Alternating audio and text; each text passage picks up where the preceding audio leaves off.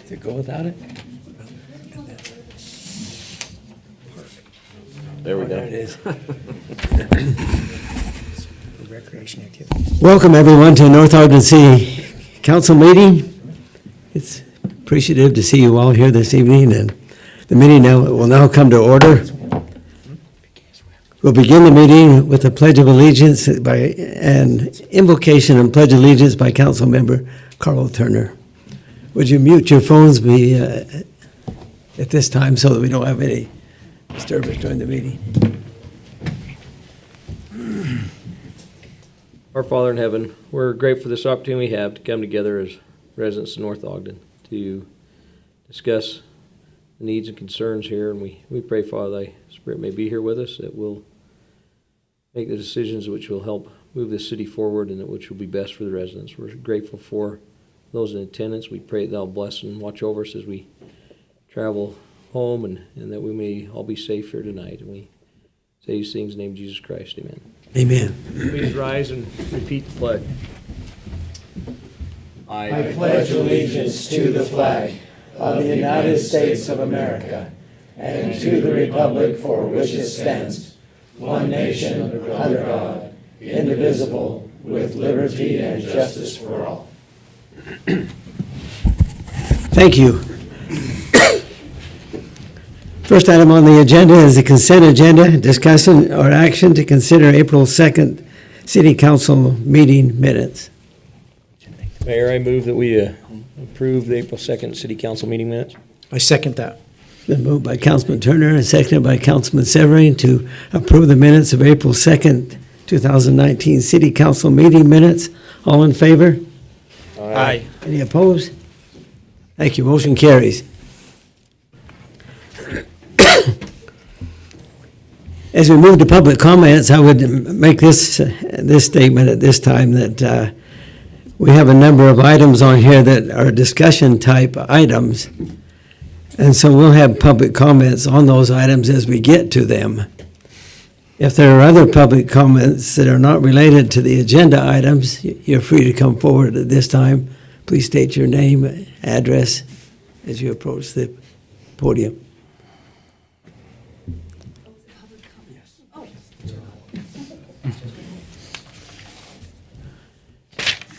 Meg Sanders, 2915 North, 875 East. I haven't been to a city council meeting since February 12th. February 12th, a death threat was called into the city council meeting. I was in the audience with my mother. I was sitting in front of that window right there. I was not notified of the death threat. I was not notified that the building was on lockdown. City council members were notified. A council member even went so far as to come back into the room and close the blinds behind their head. I should say his or her head. I still sat in front of that window. I went out to go to the bathroom, and there was a police officer standing there. I asked the police officer, "Am I safe?" This is a direct quote. "I don't know. There's been a death threat called into the meeting." Luckily, I worked in media for a long time, so I messaged my former boss at a news station. He called into dispatch and found out that there had in fact been a death threat called in. I was back in city council meeting where it continued on like nothing had happened.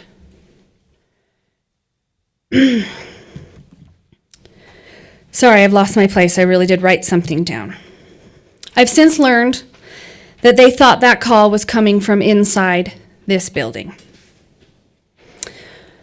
After there was another notification, I'm assuming that it was to Mayor Chugg, that it was from inside the building. The meeting was immediately adjourned. I was asked to leave my personal property in my seat and go downstairs where there were no windows. Earlier to that, I had interrupted the meeting and said, there's been this death threat. My mother, who is a 20-year veteran of the school system and has gone through many, many lockdown scenarios, said it is common to turn off the lights, basically taking any of these threats seriously, let alone when they're coming from inside the building, supposedly. I was taken downstairs with some of my other community members. At a later point, I was patted down. My cell phone was checked. I found out from a recording that was posted as the recording continued up here that a police dog was led into this room where it sniffed our belongings that were asked to be left behind. I've drawn a couple of conclusions from this. I was either a suspect in this death threat. That's one. Or the second conclusion is that the city council thought it appropriate to keep its citizenry in the dark. And why that hurts so bad is because I thought that many of you knew me. I've driven you in the parade, Cheryl. I've talked to you outside of this meeting. My children go to the same school as your children, and I was left in front of a building where there was possibly a shooter and not told. I think you learn about the character of a person in times of stress and trauma, and as you see, I don't handle it very well. Part of that is because I worked in media for 12 years and I've seen the aftermaths of these shootings, of these threats that are called in and actually turn out to be something true and something that really happens. I think it says a lot that I was kept in the dark over my own safety. And it now has made me far more cynical of what goes on behind closed doors. Thank you. Thank you for your comment.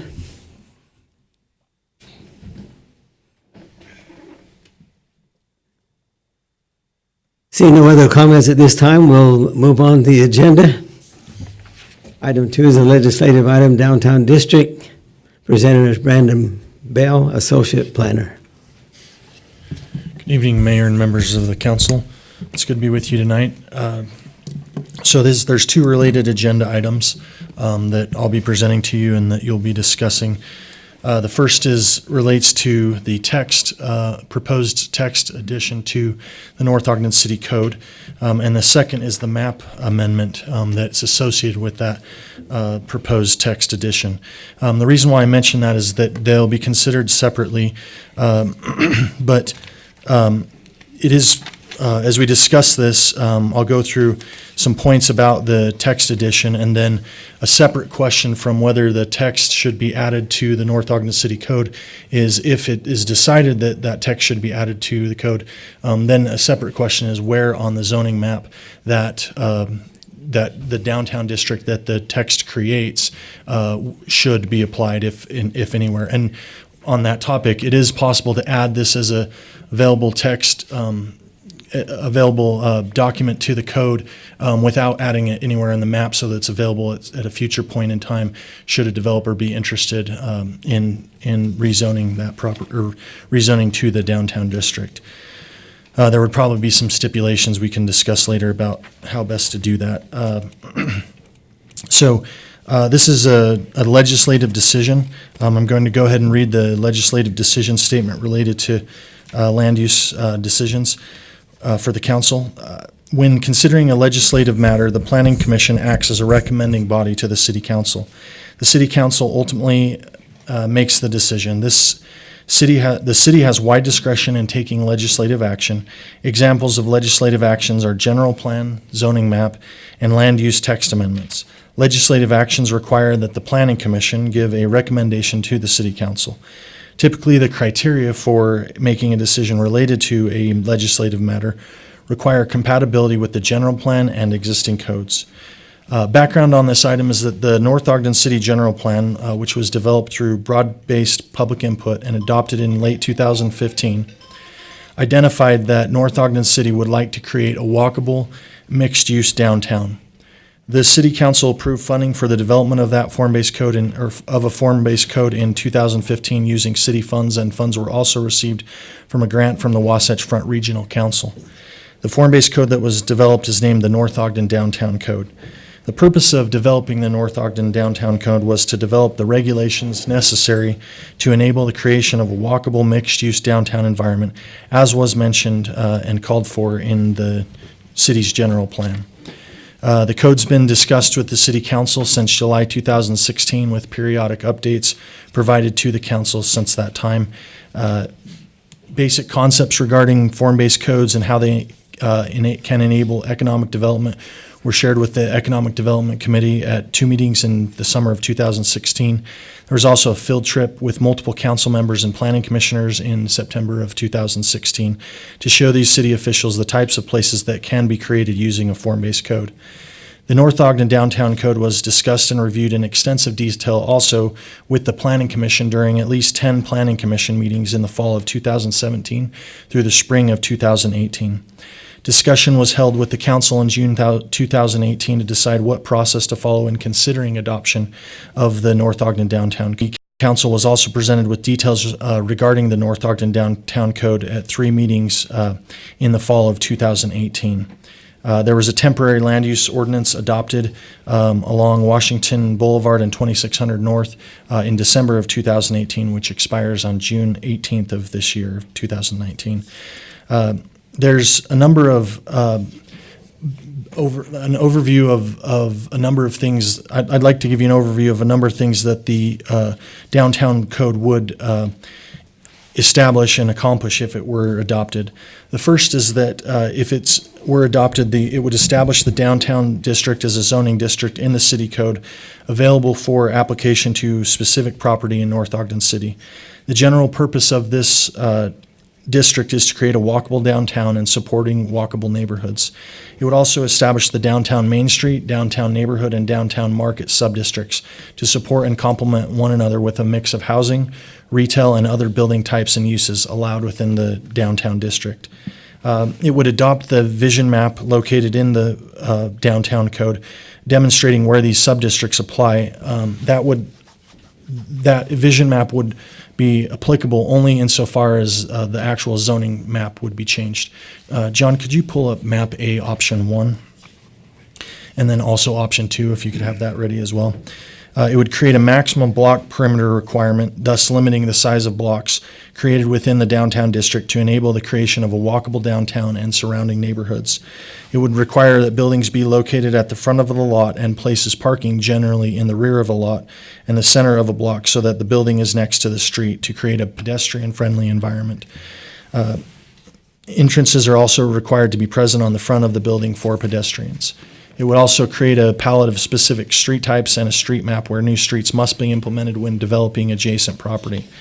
It allows a broad range of uses, but regulates also by building types and establishes the permitted location, height, size, and character of buildings. Creates this palette of permitted building types, which may be selected requirements that buildings must meet within the downtown district. It would also require that open space be provided as part of development projects and creates a palette of permitted open space types available for use within the given subdistricts in the downtown district in order to meet that open space requirement. It would also, after conceptual approval by the Planning Commission, it would allow a finer level of staff review and approval for project details within the downtown district. And then as currently written, the downtown code would allow 4-story buildings on Washington Boulevard. That number of stories could easily be adjusted. Regarding conformance with the general plan, the North Ogden Downtown Code has been produced in an effort to fulfill the general goal of creating a mixed-use downtown area for North Ogden City. The following, consistent with what's mentioned in the general plan. The following desires mentioned by residents were included in the general plan. Plazas were popular, better streetscapes and wider sidewalks, more dining options, retail shopping, festivals, outdoor concerts, farmers markets, a splash pad, and businesses and jobs. Specifically from the general plan, there are a number of goals that the form-based code is intended to respond to. The first is goal number 1, which is regarding, I believe this comes from the housing category, that's increase housing quality and variety, including accommodating life cycle transitions and a range of housing types that provide broad-based support for a more stable and diversified tax base and a strong and diverse commercial sector, establish and adhere to high-quality building and design standards for all housing types so that development enhances the community character. The Downtown Code also has the ability to serve as a tool to implement goal number 3 from the countywide moderate income from the general countywide plan, which is also specifically listed in the North Ogden City General Plan. That goal is as follows: provide housing choices in neighborhoods that will allow residents to live in the same neighborhood for their entire life cycle. The downtown code also has the potential to achieve this additional following county goal that is also listed in the North Ogden City General Plan, which is to continue to preserve areas within the city for a greater mix of housing types. By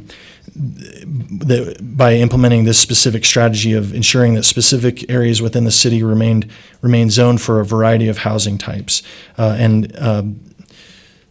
then the downtown code also responds to the following economic development goals in the general plan: diversify the entertainment, restaurant, and retail offerings within the city, assure a quality commercial shopping environment, and require that new development generates sufficient revenue to cover the cost of public services. The downtown code also responds to the following strategies recommended as means to achieve those goals, including allowing higher density development near downtown and Southtown than currently exists, encouraging a wider variety of housing types than currently in the city, promote improvement in city appearance through ordinance changes that require enhanced streetscapes, well-designed and located buildings, and interesting, environmentally appropriate landscaping.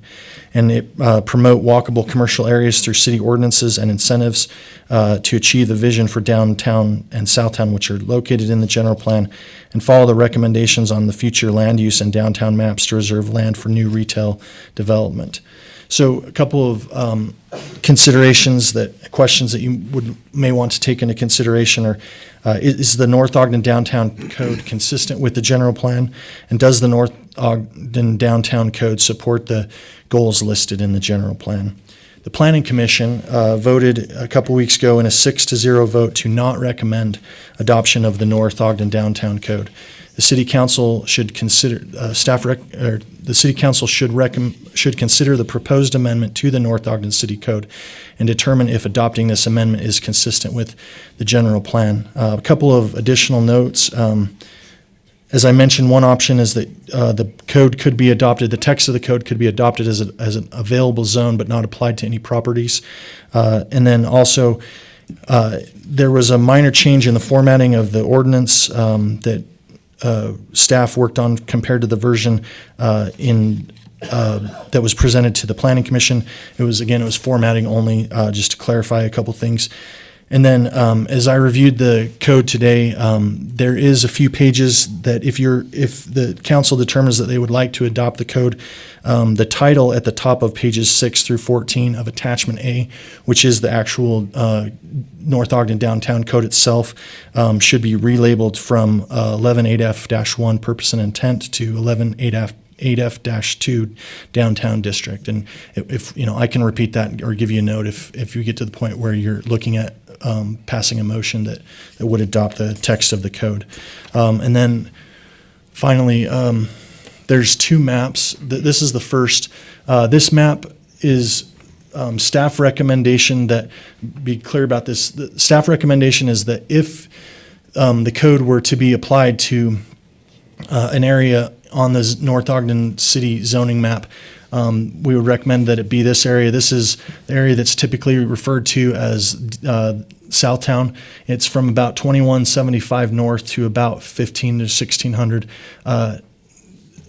north, and it's a smaller area. It does not include the area that is centered around 2600 and Washington. The reason why I'm bringing this up at this point in time is we reviewed our presentation last time, we felt like it would be clarifying for the members of the audience that were maybe there at the last Planning Commission meeting, if they understood that it wasn't necessarily the case that the code would be applied all along the length of Washington. It does show in the code what would happen to Washington if it were applied all along all of Washington, but this map would have to be adopted in order, the zoning map would actually have to be affected and changed in order for the regulations to take an effect. And that's not actually part of this agenda item, but we found that it seemed like the two issues of the text and the map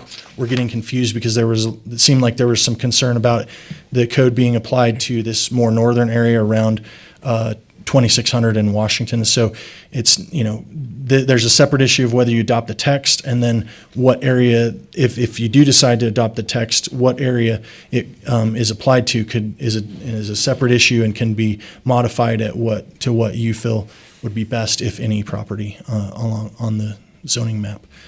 I think that covers most of the comments that I have are for you from my staff report, and anything that I've seen fit to add afterward. Are there questions that the council has for me? Oh, we also do have 2 planning commission members present in the audience. If you have questions for them or want their input or reasoning on their vote. Here, I'd like to hear from the commissioners. Okay. Okay. So- Eric, would you come forward and? I'll just sit here. You're next, Brandon. Eric Thomas, Planning Commission Chair. You have some questions for me, or? Surmise the vote and where you guys ended up. So, as you know, we've gone through the form-based code. It seems like since we updated the general plan 5 years ago, but really in depth, as Brandon said, for the last year and a half, 2 years. And first off, I guess at the meeting, we've gone through the whole thing page by page, through that course of time, and so we've really looked at it. We liked it. We liked the idea of having buildings up against, a walkable area and trying to create that. We did have at our meeting, I had counted, I think there was one that was a 50-50 in favor of it, and everybody else that spoke in the meeting, in the public hearing, was opposed to it. From businesses to developers to that, saying that won't allow them to bring the business to North Ogden that wants to come here, or, kind of really make conditions on getting that commercial development into the city. And so that was a big part of the decision that the Planning Commission made. Also, as we kind of discussed it, the idea that we liked about form-based code is really how it looks from the street, how it functions with walkability, but all of the other things that come in the 100+ pages of the code, we kind of surmised with the public that maybe we're not quite ready for that in-depth of an ordinance to regulate exactly what we're going to have in our commercial areas. And we like the idea of maybe making some adjustments to the commercial zoning to allow the city the ability to require some of the buildings to come up closer. One of the examples that we brought was the O'Reilly's that's going in over on 2700. That is kind of in the entrance to the city, as you come in from the west on 2700.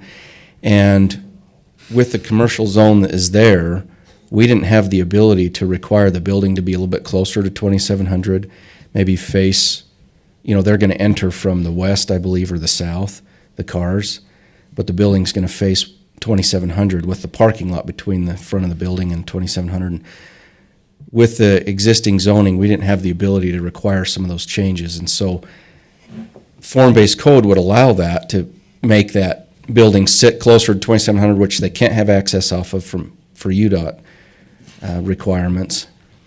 But some of the other things that form-based code required kind of would have kicked that, whether it's good or bad. My vote was probably not have it here, but that building away, but also enable to have development and have a little bit more control. And so I think what we liked about form-based code gave us those options, but with all the other things that come with it, we felt like it's too broad for our entire city. We like the idea of a real micro area to try it, or to see if that's something that we'd like to do. Like we talked about how the cannery sits close to Washington Boulevard, and we like that look. It being on the corner that it is, it's awful difficult to be walkable because of the traffic there. But creating that area, as we've often talked about in the we still call it the King's Plaza, the Standard Plumbing Plaza, and creating that look but some of those things we felt like can be created with a streetscape, a proper streetscape that we want, with buildings fronting, how we require buildings to front on the roads, the landscaping and sidewalk requirements, those things we liked about the form-based code. We feel like if we can get that in our streetscapes, that helps us get some of that look, but also leaves the door open for developers, commercial users to come in and that may require more of a traditional, as we would look at it, as parking in the front or the buildings. And so we felt like, for one, it was on the map, it was too big of an area to really take on and tackle for the city if we wanted to look at it in a very small area and try it. But then having that as an option, really, it's almost an all or none for a developer to say, well, I want to apply form-based code, let's say in front of the next to IHC, in front of the dental place, that development there. Well, then the guy next door doesn't want to and puts a parking lot. Then it really kind of could tend to create a hodgepodge look as we go down our streets. And so that's what kind of turned us away from taking it as an option for a zone. We really need to define an area. If it's taken as an option, a specific area needs to be defined only instead of just developer's choice.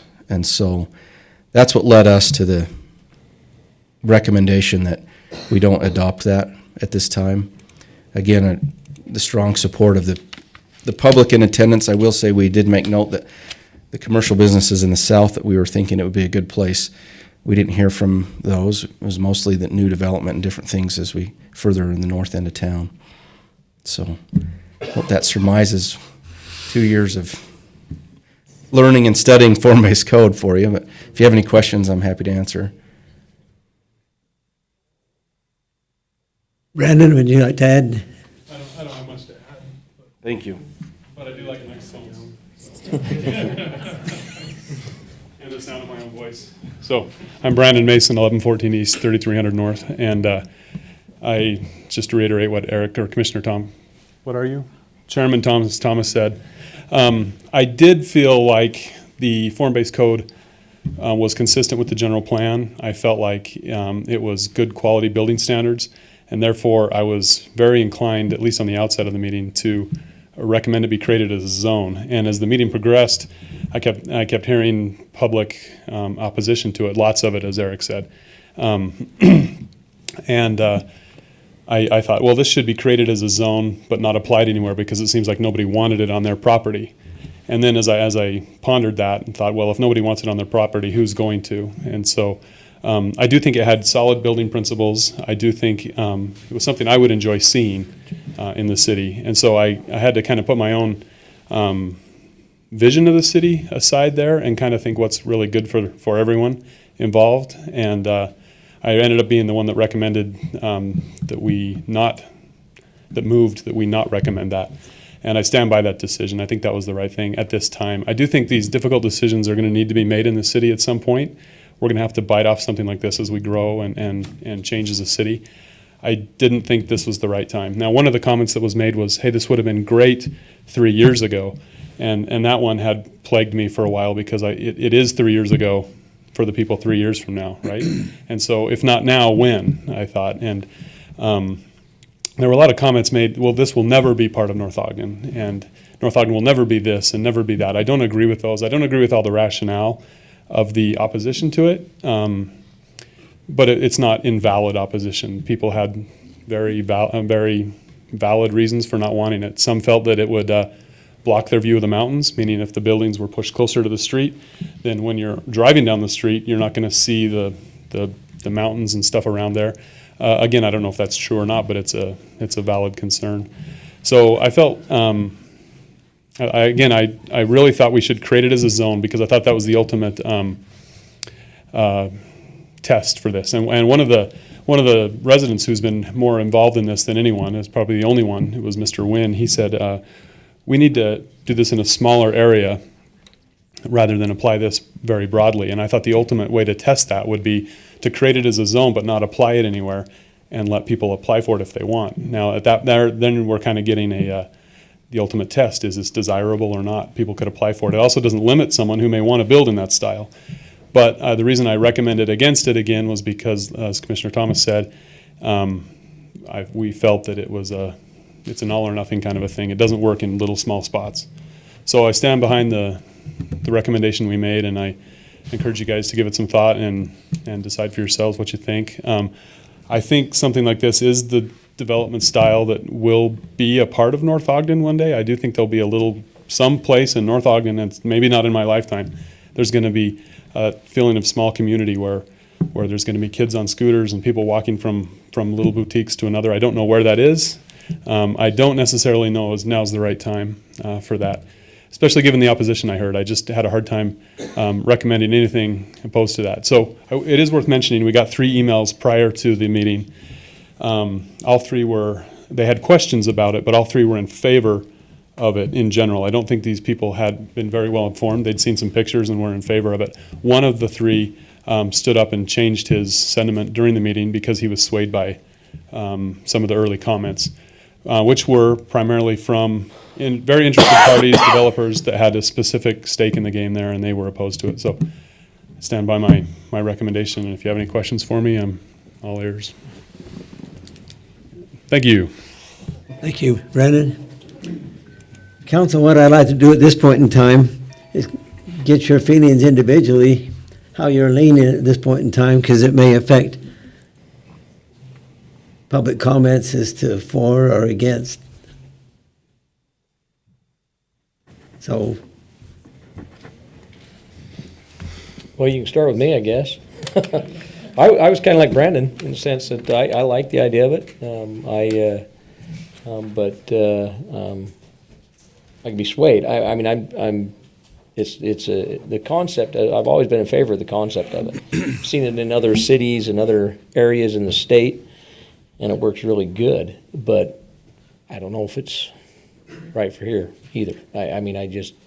Riverdale just did one there, and it, kind of, if you, where the Habit Burger is, which, by the way, is the best burger place in the town. But anyway, back in that area, that's kind of a form-based code, and I don't like it there. So, I mean, I'd like to see what the public has to say. I like the concept of it, but I don't know if it's right. So I kind of siding with Brandon. Not that I love him, but I did love his voice. okay. Councilman Severy? I've put a lot of thought into this. Things that my career involves real estate over the years, and thought a lot about what the form-based code would bring to North Ogden. I'm old enough to remember, like so many of you, J.C. Penney, Bon Marché. You guys remember that? Who's laughing? Frank? And I remember as a kid, I loved going down to the city. And then everybody got excited when Ogden City Mall came in. And it was no longer walking out in the rain and the snow. And then all of a sudden, Ogden City Mall disappeared, and we're back to the storefront kind of an idea. So I guess my point simply is I've just seen that there's so many trends in municipalities that, in my opinion, to adopt something like the form-based code sooner or later is going to be probably more of a difficulty than it will be a positive. So I'm actually in favor with the Planning Commission to not vote for the form-based code. Thank you. Okay. Barker? There's a lot I like, I guess, about it, but it's kind of like what they were saying. It's if you did adopt it as a code, like a zoning code, but to place it over the whole section of the city, it just seemed like we're overreaching. I read through the comments of some property owners that said we're kind of hindering what they're able to do by adopting it. And my thought is if we're not going to hinder or restrict what people do with their housing property, how are we doing it with commercial property? So I think it's a good option. I don't mind adopting it, but I don't want to say we're going to force this on people. So if a developer wants to do a section of a city, that's fine.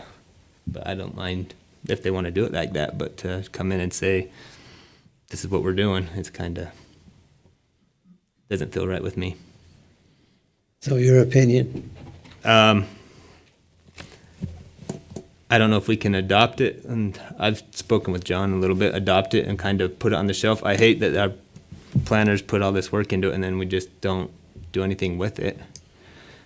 if we can adopt it and just keep it as an option if a developer wants to come in and do a section, not just one building, but like a section, do kind of like the Habit Burger down in Riverdale. I like that idea, but just to say it's gonna go here, I don't like that idea. I like the code, I just don't like putting it on a specific parcel or zone. So are you along with the planning commission? Yeah, unless we can adopt it as, is that even an option, John? You could adopt it and just put it on the shelf and not put it, Not like, put it not on say a it has to be on district. this property, yeah. So, but if we all want, if, that's just my opinion. I don't mind it, I think they did a great work. And they did 4 or 5 years of it, so I just don't feel like we should throw it away. But I don't want to force somebody to do it. Are you okay with the recommendation of the planning commission? Yep, if that makes sense. Okay. If that makes sense. Councilman Swanson? Over the last, one of the questions I've had in my mind over the last 3 or 4 years with this protracted study that we've done, and Brandon, thank you for all the work you've done. I know you put a lot of hours into this. It has been, where do we put it? And thinking from the beginning that we can't do all of 2,600 or all the way down Washington. It's just too big of an area to be walkable. And then as we went down, and what were the cities we visited? Bountiful, West Valley. There were 3 or 4 cities that we had done some field trips to that had used form-based code, and you could see where in the right situations and in the right circumstances it worked well, and it could be applied. It seemed like places like Logan, Brigham City, Bountiful, cities that had a traditional old Main Street downtown, which North Ogden doesn't have, it seemed to work better there. It seemed to be a holdover style from years gone by, and it seemed to work better. In short, I've been doubting whether or not it would work here for months, and after reading through the minutes of the commission meeting a couple of weeks ago and getting emails and comments from business individuals who, like Mr. Wynn and others who have far more business experience with that kind of development than I do, I don't think it's something that we could effectively apply here in North Ogden in a way that would benefit the city. I don't know, John, maybe with what Ryan was suggesting, I think we can do something along those lines if a developer wanted something like that through a development agreement. Is that correct?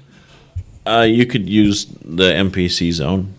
That typically requires a commercial and a residential use mixed. Okay. So anyway, long story short, I'm in agreement with the Planning Commission that we not adopt it. Okay. Councilwoman Stoker? My thoughts pretty much go along with what everybody. I thought there were certain sections that it could work at and be good, like the Kings Plaza. And then, of course, I always question Rob about the treescape, because I've seen trees who, it's worked when they're little, but when they grow up, then you can't see the buildings anyway for the trees. So that's always kind of bothered me on the treescapes. So I agree with the Planning Commission. I think maybe in certain areas it could work, but not all of Washington. Okay. Thank you, Council. And so the basis of our discussion here this evening is that the Council is following the recommendation of the Planning Commission. And so as far as public comments is concerned, is there any here that want to discuss a form-based code as a positive thing rather than a negative thing? Public comments, right? Yes. That's the agenda. Dale Anderson, 940 East, 2600 North. And I would go ahead and urge you to go ahead and vote no on this one. The Planning Commission rightly voted no on it. And I think John Call said it best in that meeting when he said, it's not a bad thing to spend a lot of time and money studying something and decide not to do it. That's not necessarily a bad thing. So I would not lose a lot of sleep over the amount of time or money that we've spent. We've investigated it, and we're finding out that it may not be quite right. There's a lot of things that are pretty cool about it. Julie and I, over the years, have visited some cities that have done something like this that's very beautiful. Gaithersburg, Maryland is really cool. Twin Falls, Idaho has done something really neat with it. I understand Fargo, North Dakota has done some cool things with it. But when you look at the kind of places they've applied this to, that it's revitalized, there's usually, like you said, a traditional city. I think of like Evanston, Wyoming, or you go through that old downtown area. Places like that, it really fits well. But we look at how our city has evolved and what we've got, the challenges of bringing commercial past these barriers of other commercial that are coming up between us and the freeway and other places. It becomes a real challenge to draw people in. Because in my mind, I attended those meetings back in 2015 where we sat in the Senior Citizen Center around tables, and we were kind of coached. We had those blocks where we would set up districts, and we'd say, well, we want so many of this density and so much of this commercial and this kind of whatever. And in my mind, I keep asking myself, as we've spent so much time and money on it, where did the demand come from? Did the citizens demand it, or were we coached? Did the developers say we need this? And then the other thing that I would that in the Planning Commission comments that really stuck with me as just a lay person, I looked at this early on and way back years ago, to see what the heck is this thing. And I would think if you're going to do something like this, it can't be, as was stated, a tool in a toolbox where somebody could request it. For it to work, it's got to be pretty much forced on a district, large or small, so that you get that consistency and that look. I really doubt that it would work to have one business use it, and I think I'm kind of beating a dead horse here, and then the adjacent businesses not use it. Then it just doesn't make any sense and it doesn't look good. So it's got to be something where you have a feel all the way through it. That's just, as a citizen, kind of on the outside, I just wanted to express that. And so I would urge you, rather than to adopt it and put it on the shelf, when the demand is there, go ahead and accept your form of it. But I wouldn't do it just because it's in front of us and we have to do something. It's not a bad thing to do nothing sometimes. Thank you. Thank you for your comment. Randy Wynn, 2412 Barker Parkway. I sat down this afternoon and just tried to summarize some of the thoughts we've gone over before, but just to summarize them, I came up with 6 points. Number one, Washington, and all these have been mentioned before, but I wanted to kind of get it together here. Washington Boulevard is our main thoroughfare. It would need to be slowed way down using stoplights and speed limits to accommodate merchants, which would then bog down the traffic. Number two, it would limit the types of businesses that could and would build here. Building limitations and costs would cause us to lose many potential businesses to other cities. Number three, much of our portion of Washington Boulevard is already occupied with businesses, and most of them would not fit in with the form-based code format. Working around existing establishments would make it impossible to accomplish. Number four, our city would need to become more densely populated to make it work at all. Our citizens want to remain low density and a bedroom community for the most part. Number five, we should strive to bring in practical businesses that would keep us from driving to Riverdale.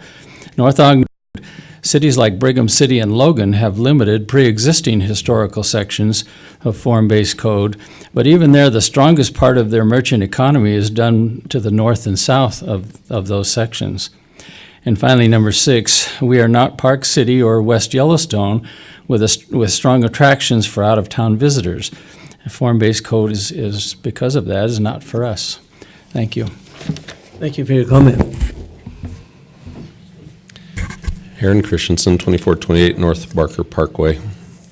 I agree with the council and the planning commission as far as not thinking this is a great idea, but the thing I needed to stand up for, I'm also opposed to adopting it, putting it on the shelf, and for this reason. we're going through school, asked an opinion about of a physician who said, I said, what type of sedation should I do? He says, I don't care what kind of sedation you do, but pick one type, get to know it really well, and stick with it. And what he meant was, some guys that he had experienced would pick 20, there's 25 different options, and they wanted to keep all 25 options open. And that's how you get into trouble. Right now, we have a council and a planning commission who is very well versed in, or somewhat versed, or whatever you want to call it from your viewpoint, in form-based code. A couple of years from now, if nobody's used it and suddenly you have a developer that comes in and wants to use it, and you have a council and a commission that has never used this, they're going to have to learn about it all over again before they can approve it. Or we might find out that we have other things on the books that are a problem. And then they're going to have to deal with the problems that just have been sitting there on the shelf that we didn't know. So if we're not going to use it, highly recommend you don't put it on the shelf. The other comment I had to bring to attention, Carl, there was an article in the Standard Examiner rating the 5 best hamburgers.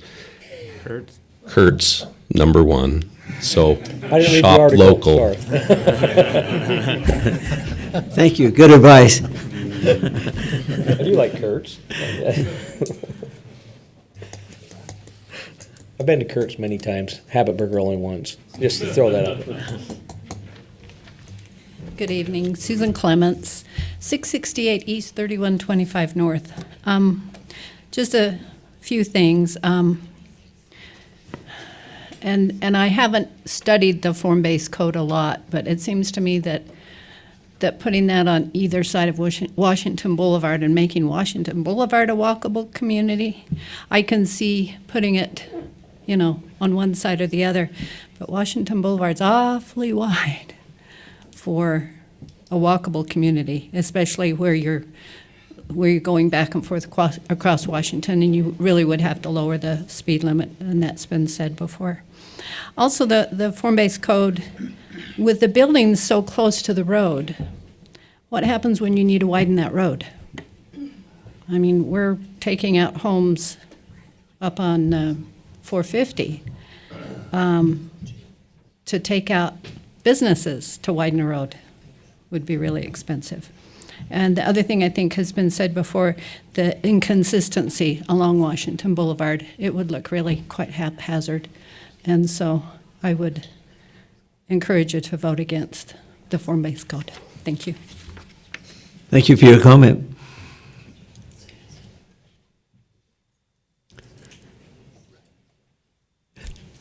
See no other comments at this time on the.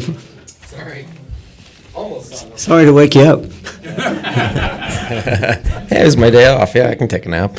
Spencer Alexander, 1740 North, 150 East, North Ogden. I guess I'd like to come at it from this angle. I spent some time actually delivering downtown Ogden around the junction and whatnot.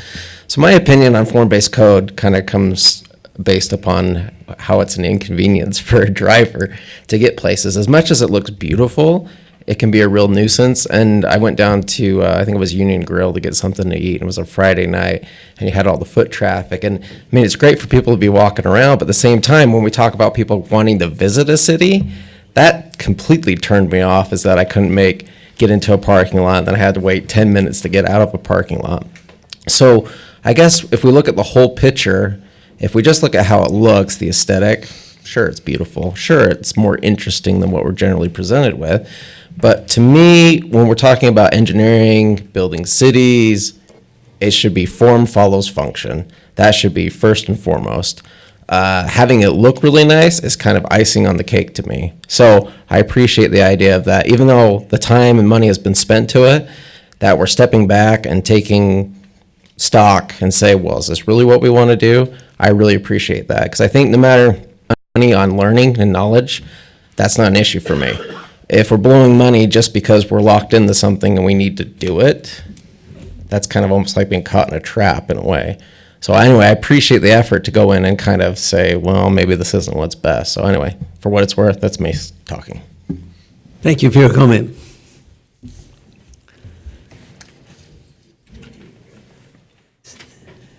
Seeing no other comments, council, we would entertain action on this particular item.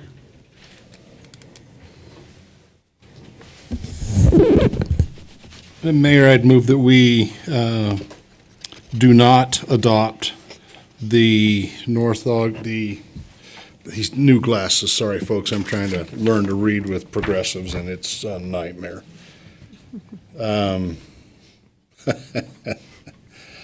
Somebody want to sign it to me? Okay, consider, That we do not adopt the form-based code as discussed okay. for the last umpteen years. Okay, we've had the motion to not consider adopting the North Ogden Downtown Code. We have a second? I second. Council Severing has seconded the motion. We'll begin the voting with Can Council. can I ask a question? Sure. And maybe this is just John. On the agenda, it says North Ogden Downtown Code. We're calling it form-based code.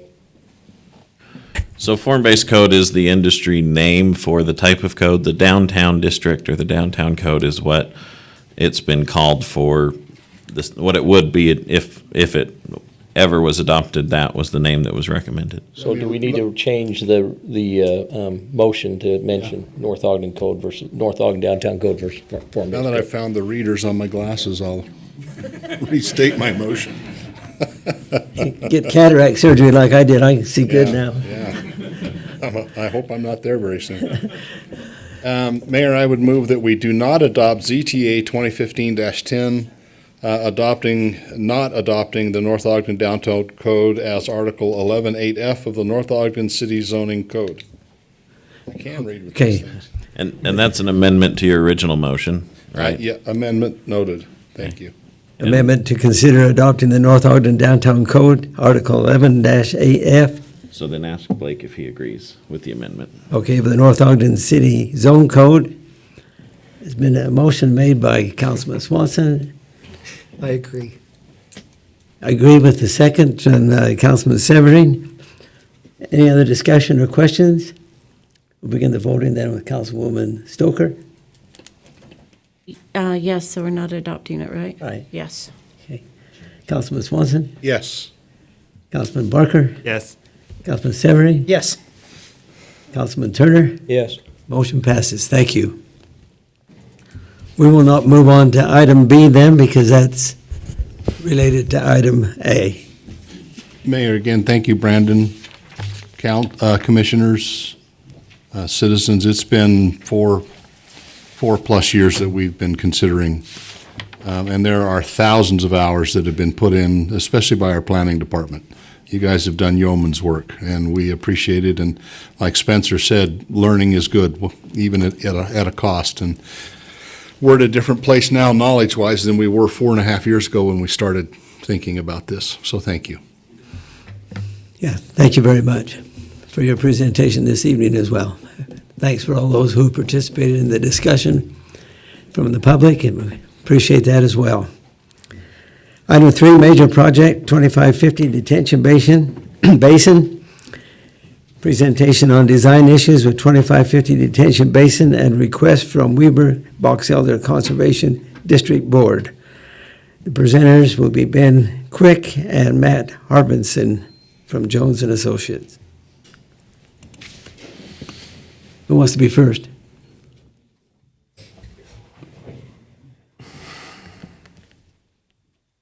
So Ben is here from Weaver Box Elder Conservation District.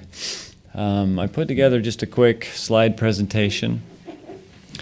I like to go through that as quickly as possible and leave as much time. This will advance it. Little button. The side ones. For your comments. So back in February, we were asked to relook at the design of that park. The concern was having a fence around the irrigation pond.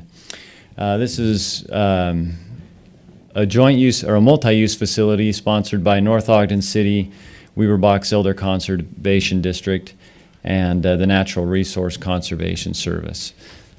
If you go ahead. The project goals then were to make the best economic use of property.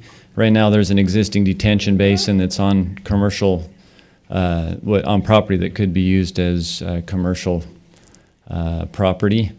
And the concept at the time was to relocate that existing storm drain detention basin to other property, opening up the existing property for business and to bring in tax revenue. The other major project goal, of course, is flood control. If we take a detention basin offline, we have to have another one to replace it. And we also wanted to enlarge that basin and make it bigger so that we can handle additional growth and some of the widening that's happening along 400 East. Recreation was another one of the early goals, to make this a multi-use facility, to build a community park, and then use the sale of the existing property to help fund that new park. And also irrigation is requested by Weaver Box Elder Conservation District, who was able to help the city secure a grant for the purposes of irrigation and flood control. This is just kind of a quick review, I guess, of where we were at and where I was asked to take it. So this is the original concept, if you will. A large body of water with a walking trail around it, Boweries, and parking.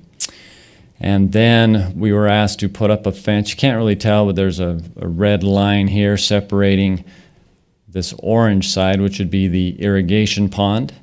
And then the remaining property we were asked to convert that into like a grass area, right, for park purposes.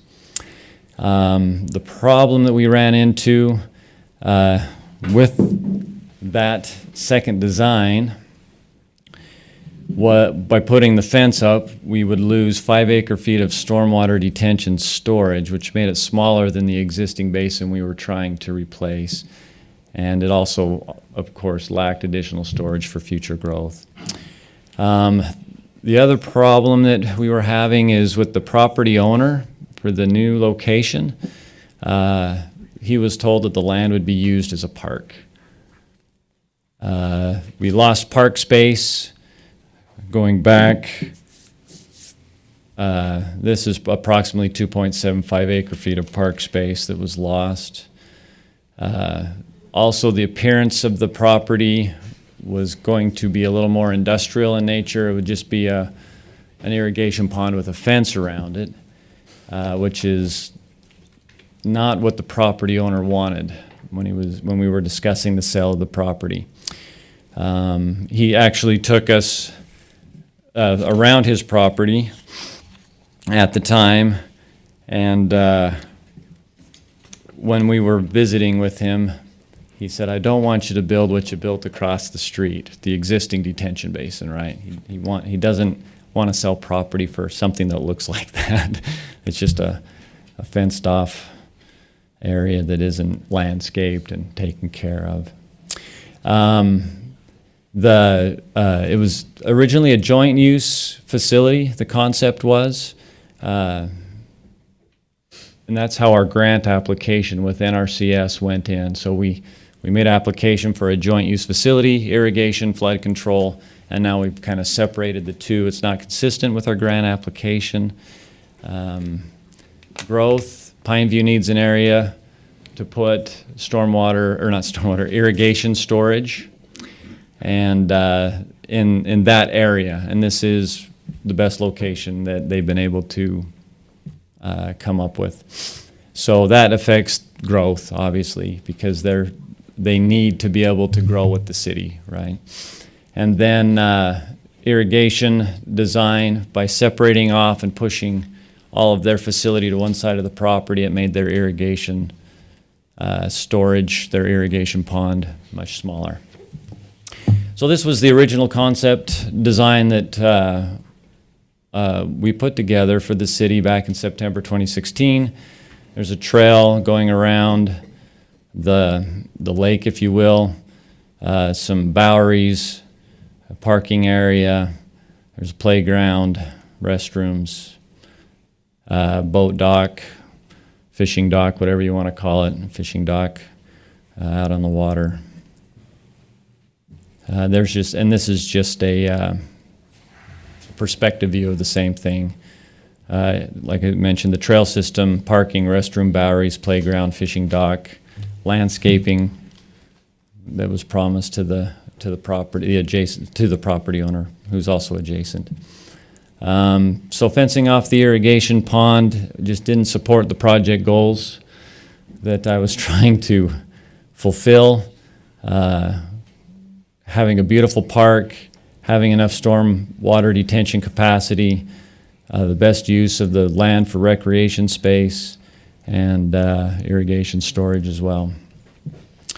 I took those concerns to Weber Box Elder Conservation District because they were also originally in favor of the fencing. Once we explained that to them, they realized that it was putting the whole project in jeopardy.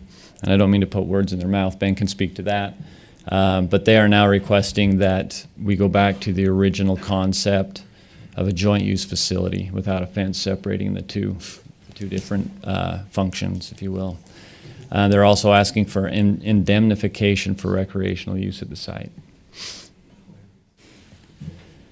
And these were just some examples of irrigation ponds that had public access that I was talking with the Weber Box Elder Conservation District.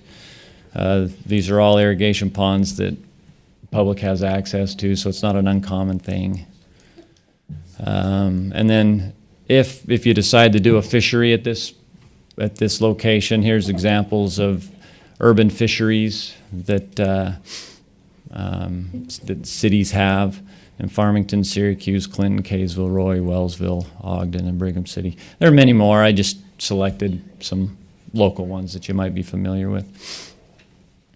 I have this is my daughter and my nieces. We're out on the Jensen Park, which is right by where I live in Syracuse. This is Wellsville Park. This is another one our office has worked on. The one in close by my house, we have fish cleaning stations. You can see here, fishing as a family. It's a little bit bigger. This pond is bigger than the one you're looking at here. But it would still qualify as a facility that would be the fisheries, the state fishery aquatics manager, I guess, would be willing to enter into an agreement for stocking it and using it for fishing. As a multi-use park, I just asked these people while I was out there this last weekend, hey, can I take your picture? You can see a lady walking her dog there with her daughter who's taking photographs, people out for a picnic, just making best use of the land, the property for and diverse uses, I guess, is what I'm trying to say.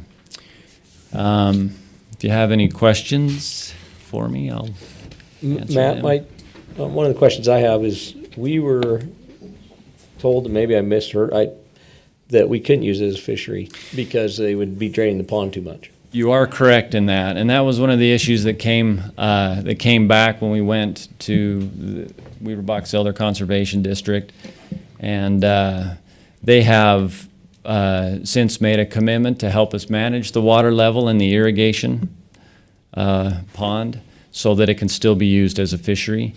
And then hopefully the city has shares in the North Ogden Canal.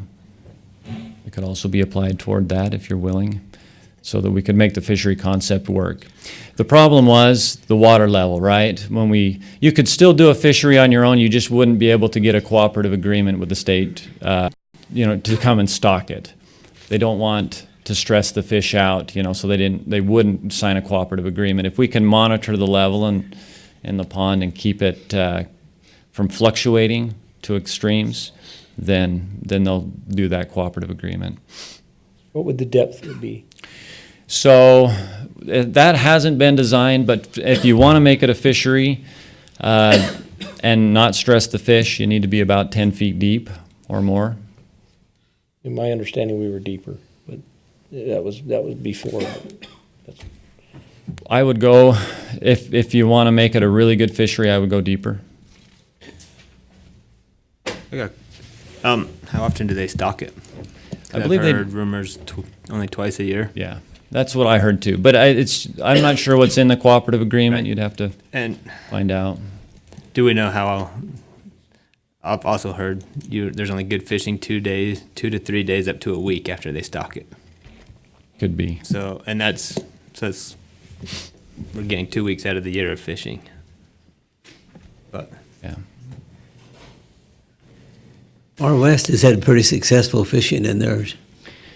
Yeah, I mean, I understand that right after they stock it, yeah, it's better fishing. Right. The idea is if you design the pond right, well, if you make it more than 10 feet deep, 10 feet or deeper, you put some habitat in the bottom, you put rocks that they can hide, you provide shallow areas where the younger fish, I guess, where they can breed and survive, then yeah, it becomes a year-round fishery, and that's why they recommend that we follow certain guidelines.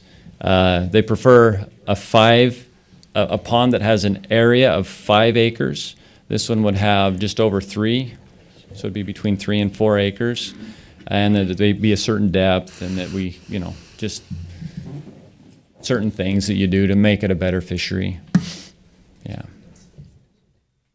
So Matt, I don't know if this is a question for you or just thinking out loud. As everybody knows, I was in favor of the original plan. As a city, we've already spent money to move the pipe over there, and it sounds to me that if it doesn't go through we won't be able to have a detention pond over there. Is that correct? I mean, I haven't talked to the landowner. We haven't bought the property, so I don't know if that's a correct assumption, or is that kind of where we're at, Yeah, I mean, we'd have to ask him. And he's not here. He's not here tonight, so. But I'm just curious. I mean, all I can tell you is what he was promised. When all the meetings that we've had with him, his concern is, hey, look, I don't want something that isn't beautiful. I don't know if you've been around his ranch, but it's beautiful. He keeps all his pastures, his fences are maintained. Everything is nice. His concern was that, hey, I don't want anything like what's across the street built next door to me, especially if I'm selling you the property, And so we looked at that, and that's. And then the other question would be, if we end up building a detention pond and he sells the property to us, we build it how it is across the street, would it still work? If we build and just fence it off and not make it a multi-use, we'd have to pay for because we wouldn't have the district and everybody else. You wouldn't have to fence it off.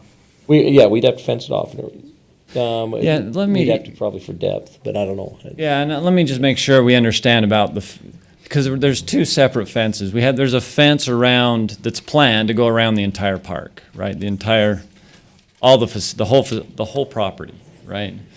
And then there's this other fence that we were talking about that was going to be used to separate the water from the rest, right? And we're only talking about taking down, eliminating the fencing between the 2 sides of the park and opening it up so that everybody has access to the water. But there would still be, the idea anyway was still to have a fence around the park. It could be locked at night or whenever, seasonally, however you feel, whatever you want to do.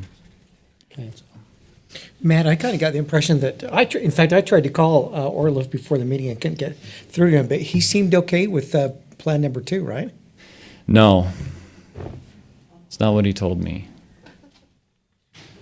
So he said he would do it because he felt obligated to, but he's terribly torn up about it, the way it's gone. So. I have a couple of questions that are probably more for Ben than they are for you, but I'll ask you, and Ben, if you want to chime in, you're more than. When you gave your first presentation to us, the last presentation we got, we were led to believe that the board was okay with the reservoir being fenced off, and that it would not affect the grant application. That was what we were told, and as a council, we, not to use a fishing analogy, but we we bought that. We swallowed the hook. And now, in the last week, we come to find out that that wasn't the board's feeling, and that it will affect. So my question is, where did that first information come from? Okay, well, let me go back in time and kind of explain the sequence of events. When we were still considering, when swimming was still on the table, the board wasn't just okay with it, they insisted on having a fence. And because we didn't want that sort of liability, we didn't want people swimming in our reservoir. And then if we knew the design implications, if I knew the design implications that putting the fence up was going to cause, then I would have pushed or explained, presented more to the board, which I have done in the meantime, which explains to them how this fence really just throws a design curveball into the whole mix. They're still very concerned. Well, their big hang-up was the swimming option, and they were adamantly against having any of our water open to the public if it was swimming. Changing it into a fishery, it changed their opinions. They have not voted on it. I presented that with Matt's help and our insurance. We share an insurance broker with Olympus Insurance, had him present and discuss all of the ramifications, if there were the pros to cons.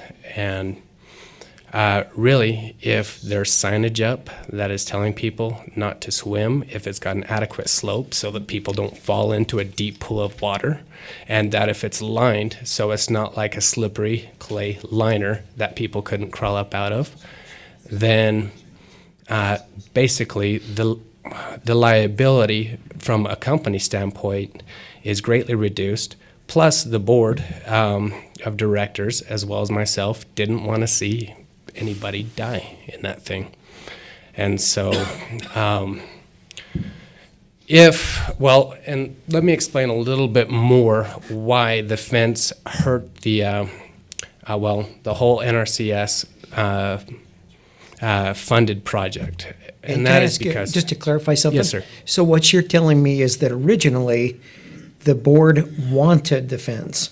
Yes, sir. And we're talking about the fence that actually surrounded the detention pond. The irrigation The portion. irrigation. Okay. Right. And I feel like I precipitated the decision to put up the fence by telling you the current decision of the board of directors. But that has since changed. They see that this project probably will not fly, because if we're fencing off our portion of the reservoir, then North Ogden City really doesn't have any incentive to do a joint project. Why are they going to just give us a piece of property that they bought? And then we're looking at purchasing our own piece of property, which is doable, but then it's no longer a joint use facility, which jeopardizes the grant. And the grant is pretty substantial. I know it really is for Weber Box Elder Conservation District, one of the three entities of Pineview Water. And just to give a broad summary of the financial element to it, just for the construction of the project, the rest of the design and all the planning, that is all paid for, 100%. But then all said and done, the estimation of the entire project is $7.1 million. It's a substantial infrastructure cost. The amount that the grant would be paying for, the federal government, $4.4 million. And approximately, that would only take about $450,000 for my company, Weber Box Elder Conservation District, to complete our portion of the facility. And then approximately $925,000 from the city's contribution. And I would just like to reiterate the relocation of the detention basin not only provides you with more storage, but the item agenda number 1 kind of was a good segue into this. It creates, or it frees up the commercial space that brings in revenue, which I'm sure, well, John knows the revenue collection much better than I do, what it would bring to the city, but over time it would more than pay for itself. So you're saying that right now, clarify more storage. More Okay. water storage per acre foot? Yes, yes. I Because thought you're that- going to have a certain surface area for the irrigation portion, and then a certain surface area for the detention portion. The problem with that is that you've got to slope each one of those individual ponds. You're basically making 2 bowls, trying to fit 2 bowls into 1 bowl. And you know that you're going to get much less milk in those 2 bowls than if you took those 2 bowls out of the big bowl and you filled up the big bowl. I'm sorry if the analogy isn't appropriate. What's the cereal? I'm sorry? What's the cereal? It's nutrient-rich water is what it is. So maybe I'm still confused about something. I thought that there was, because of the fence being included, there was actually 5 acres of water that was not going to be in that particular. By putting up the fence, that eliminated 5 acre-feet of storage, or you would have 5 acre-feet less storage than your current detention basin. Right. And then by eliminating the fence, 5 acre-feet less than the original plan.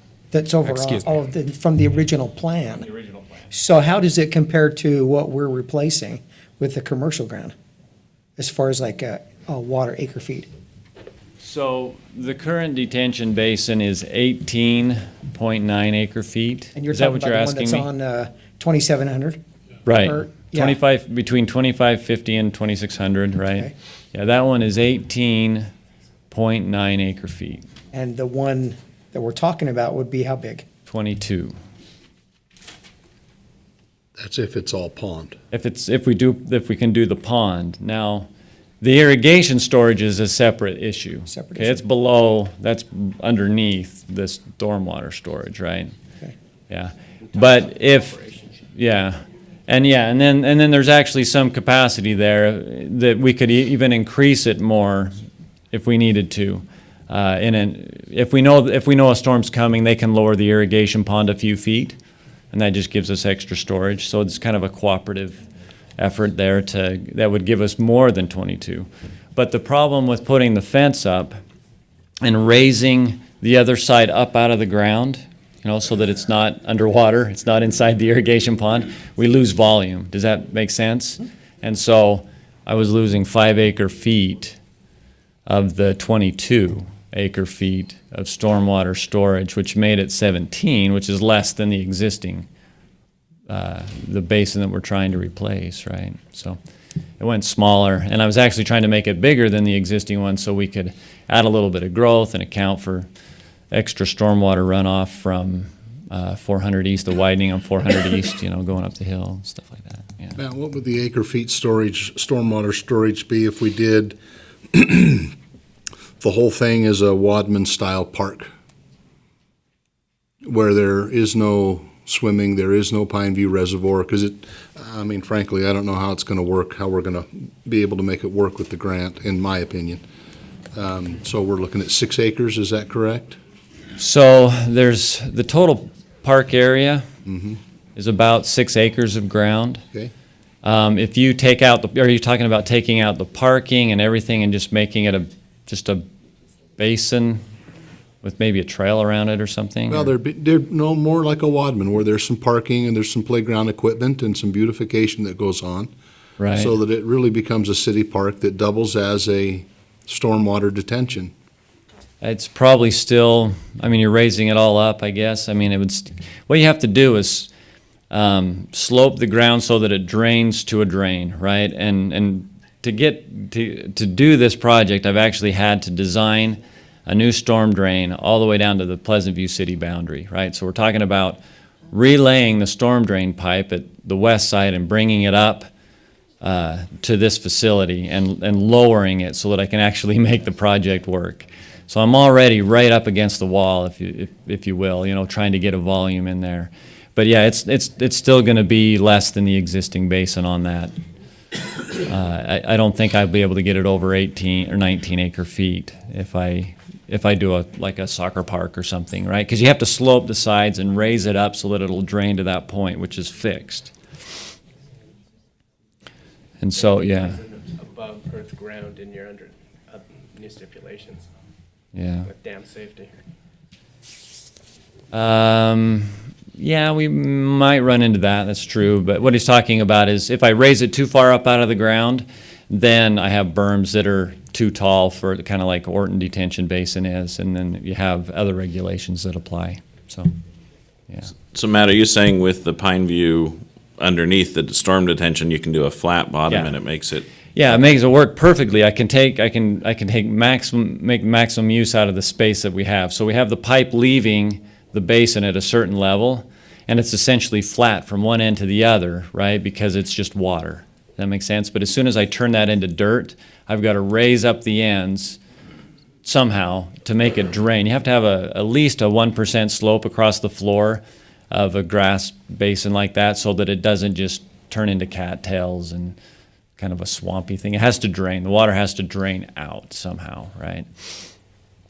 And so to drain it to the low point, I've got to raise the other ends, and that's where I lose a lot of the detention capacity. So just so you understand, the detention basin is 5 feet deep, right? And I'd say across the park, it's probably 600 feet from one side to the long way maybe. And so if I raise that at 1%, then I got to raise it 6 feet at one end. So I don't have any, that as soon as I hit 5 feet, I've lost half of the detention for that property. So anyway, I don't know if that makes sense, but having an irrigation or having some type of water surface in the bottom makes it work on that size of a piece of ground. So.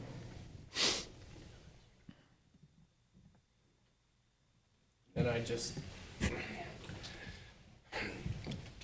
I'll just sum up by saying that, I'm here tonight as a proponent for the joint use facility, not only because of the importance it is to the company that I manage, but also for the community itself, which I wouldn't bring it up, but it does include the future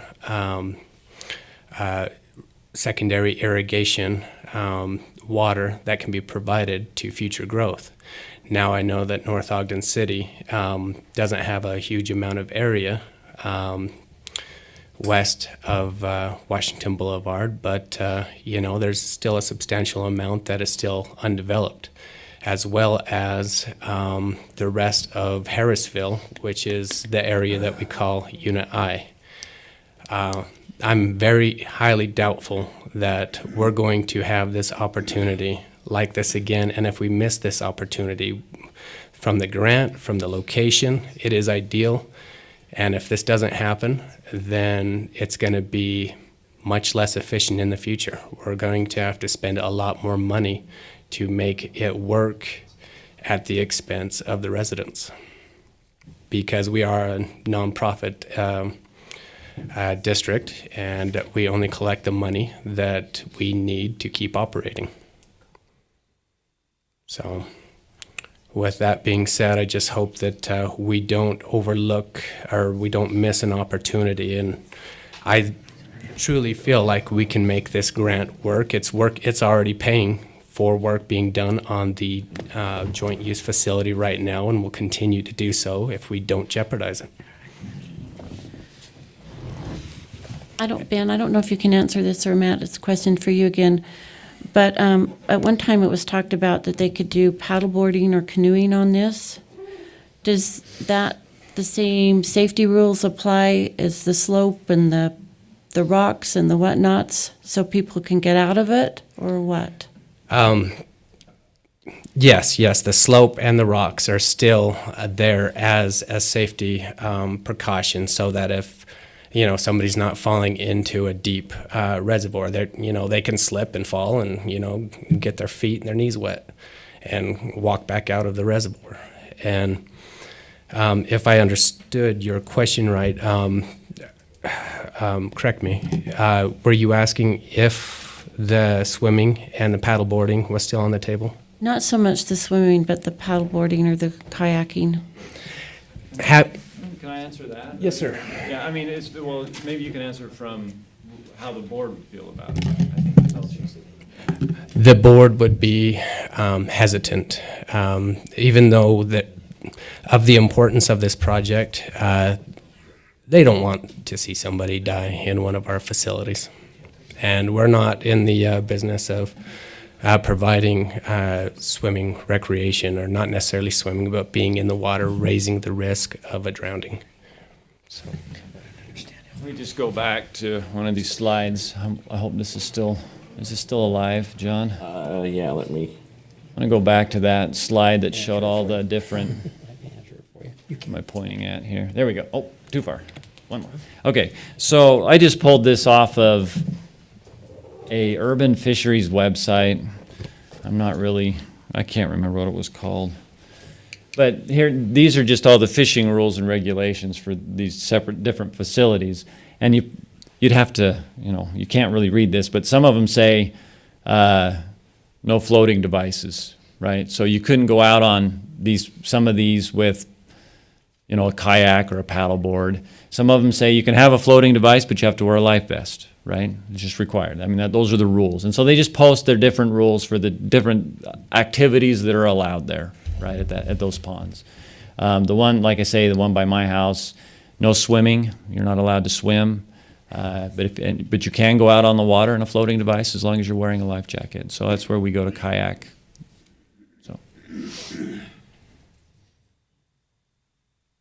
So the two requests from the board, one no fence and the other indemnification, is the indemnification meant to, obviously it's to relieve the board of, or the district of, but then that would, I'm assuming, they're wanting that, anticipating that if it were a joint project, we'd be wanting to let people paddleboard or float or something on there. Is that correct? I'm not sure I understand. I mean, you get to specify what the use is. As far as my board is concerned, they would rather not have anybody in the water in any capacity. But they're absolutely fine with the fishing. Well, I wouldn't say that. They haven't voted yet, but I feel confident that they will vote for the swimming portion of the recreation, but no actual bodies in the water. Fishing, not swimming. Not swimming. You said swimming. Thank you, everybody. Can we go back to that slide of the two requests from the board, John? Ben, while they're getting back to that slide, had the board voted on the second plan, which was with the fence?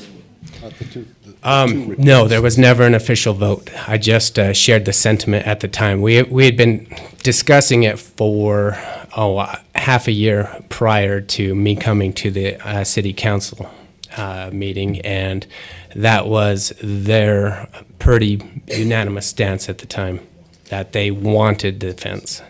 And now that we see that the project probably won't work with the fence, and if we've removed this swimming component, then they are agreeable, and I feel confident that they will vote for moving forward with a joint use facility after removing the fence and the swimming. It just seems kind of crazy to me that they don't want to take the risk of somebody getting injured or drowning, but they don't want the fence.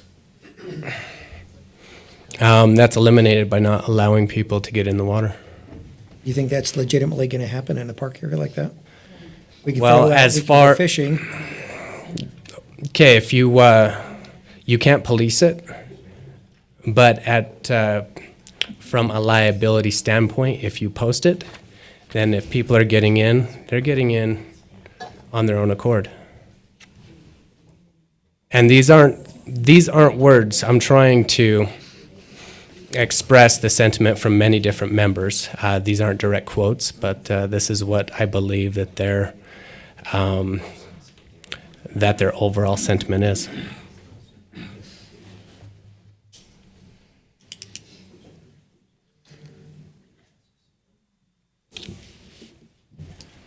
Thank you, Ben.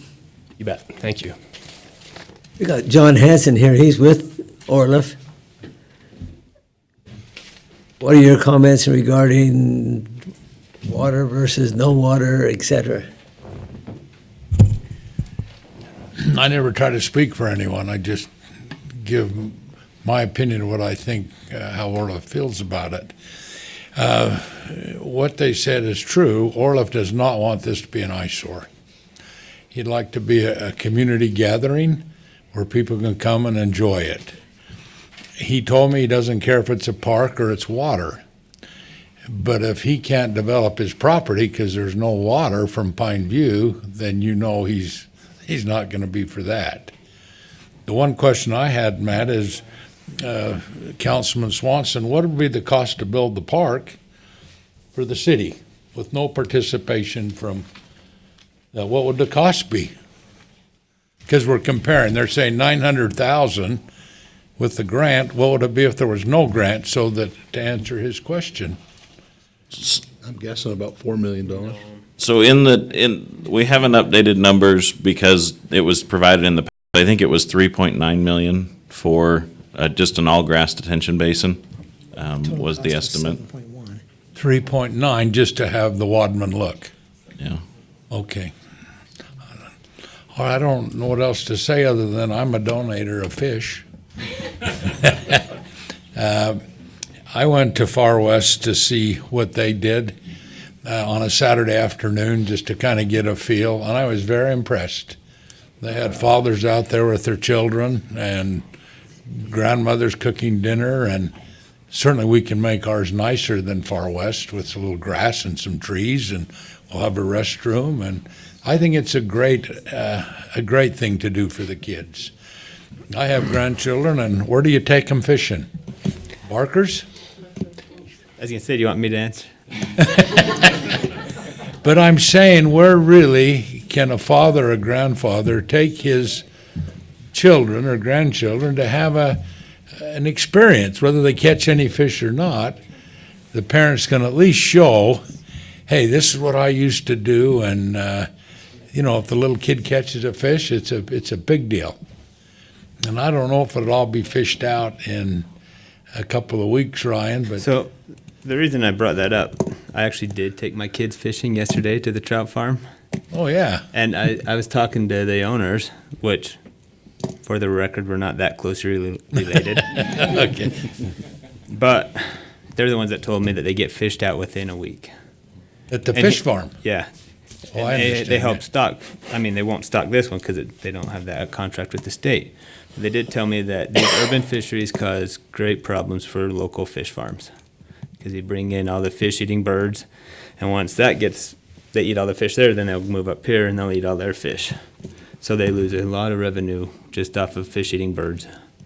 And people, I mean, they're not in favor of it. Neil does a good job there, but yeah, they do.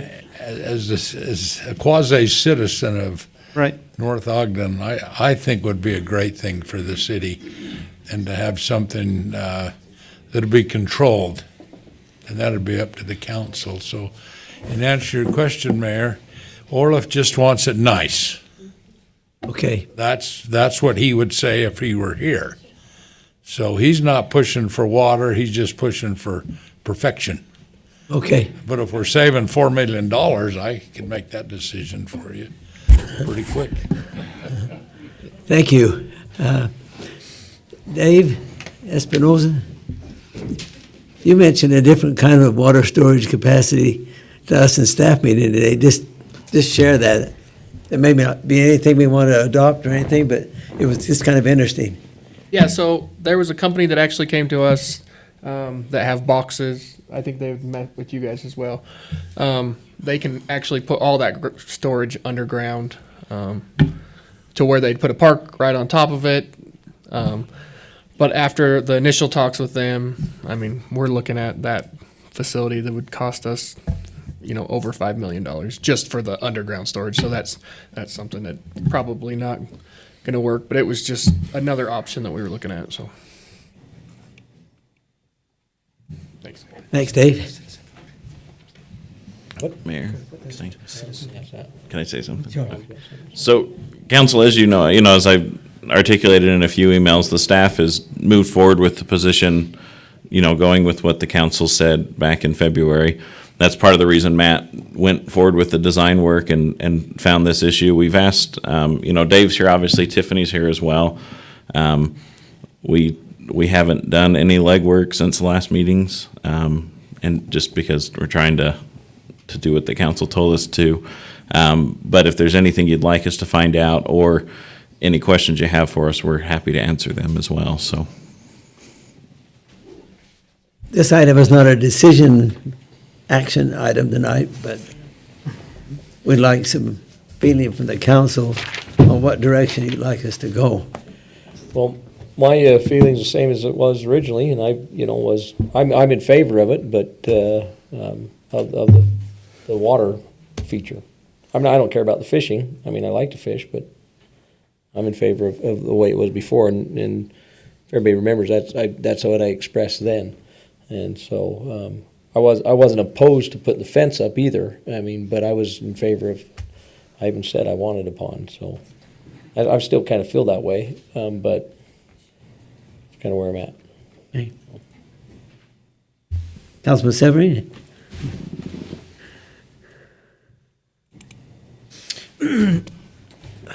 Honestly, I just feel like we're kind of puts us in a conundrum. I think we really strove last time back in February to try to meet some of the concerns that the local citizens in that area had about safety, and now we're just ripping that away. So I don't know what to say tonight, Mayor, honestly. I thought we had clear instructions from Pineview about the expectations, and so I don't know what to say today. Councilman Barker? I heard something tonight that I think might work. It says learning is good even at a cost. That's what we talked about earlier with There was a bunch of people that said that when we were talking about the first item. And you've asked maybe it's not a bad idea just to go to a straight detention basin. I know we need to get Pineview in here somewhere. I personally would like to see what the cost would be just to do a straight detention basin. With the park and everything else, I know. And I've spoken with Matt as well and John, and I'm not a big fan of taking grant money because then you're told what you got to do. If we pay for it as a city, we get to decide what we want to do. And it just seems like North Ogden's giving all the concessions to make this work, and that's where I have an issue.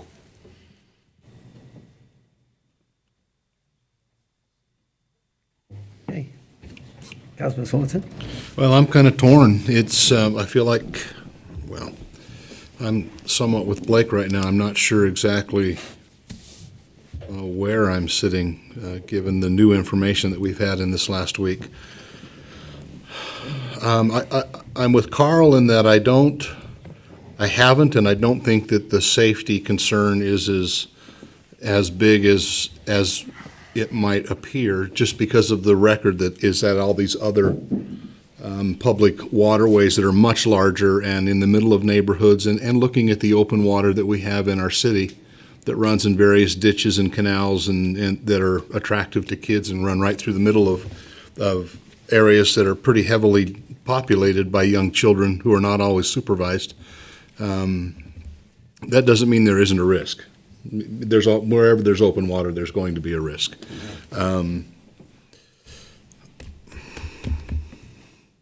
I'm more frustrated right now than I am anything else.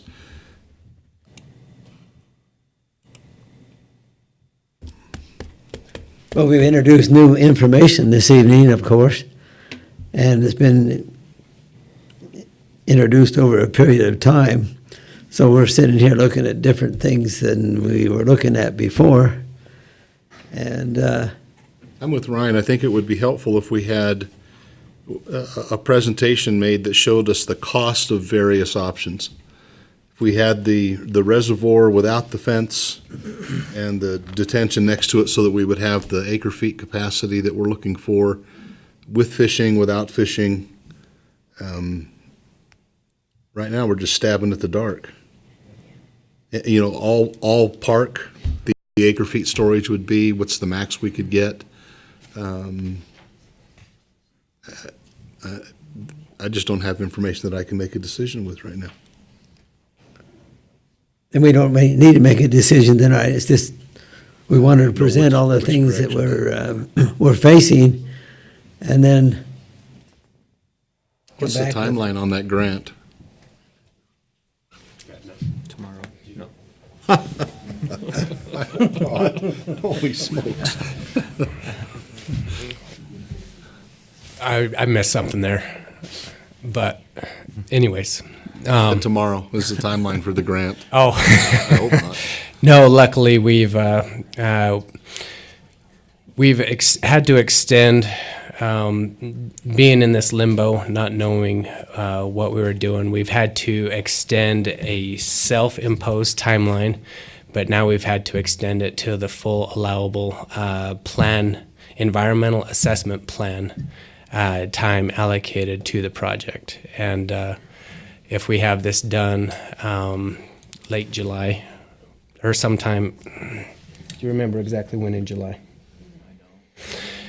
Sometime in July. When you say this done, do you mean the decision? Yes, so that we know exactly what needs to go into the environmental assessment report.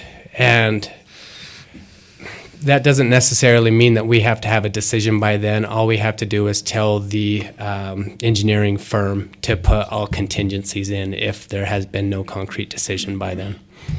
So as far as timeline, you're not under the gun. We can put in all contingencies into the environmental assessment plan, and then one can be picked in the future. Okay, thank you. So council, this is just the sheet from one of our previous meetings that shows the cost. And we can ask, you know, it sounds like we have a little time that Matt could bring us back some more details. This is the joint facility, 1.7 million cost to the city. Some of that has already been spent on that pipeline. About 400,000, is that right? Or I think closer to 5. And then the second page is the estimate for just a grass detention facility at 3.9 million. But I think Matt could give us some more refined numbers. The other estimate included, I think, the swimming facility, which had some stuff that we might not, obviously stuff that we wouldn't need if we weren't doing a swimming facility. But it wouldn't include things like fish cleaning stations or other things if the council was moving towards a fishery concept.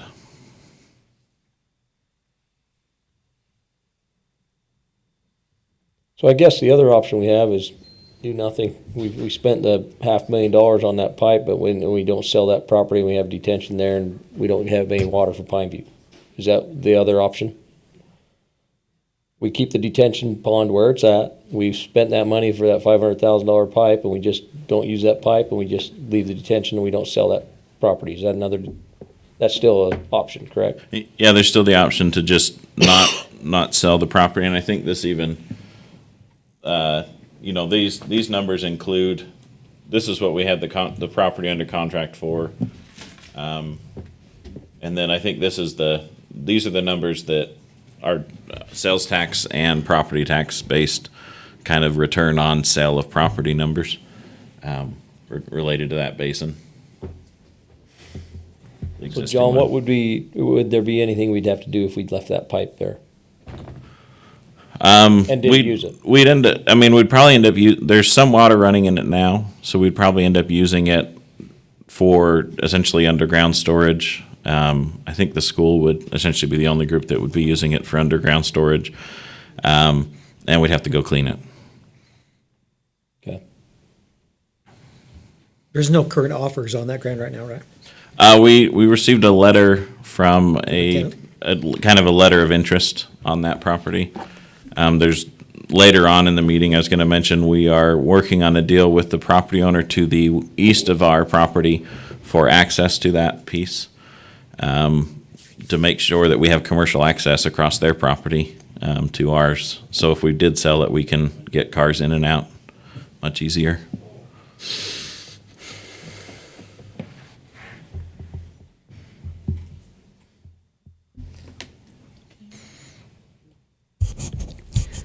I keep thinking, agree with what everybody said, but I keep thinking the cost. It'll end up costing the city and the residents if we,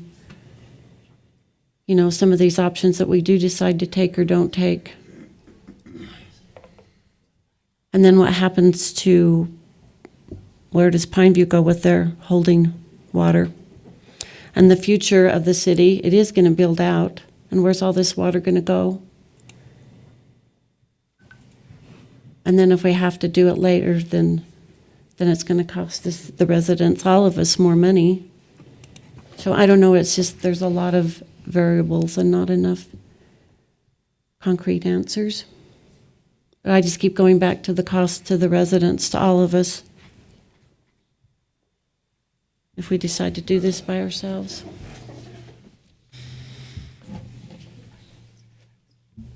How long will it take to get all those scenarios put together with some cost estimates?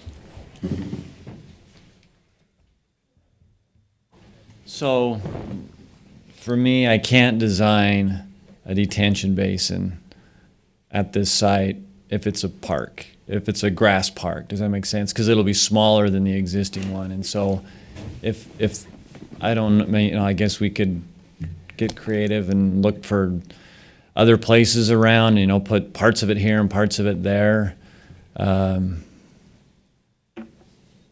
if I have to design like a soccer field, I can't get the detention to replace the existing one. And so I don't really know how to approach that Much request. difference is there?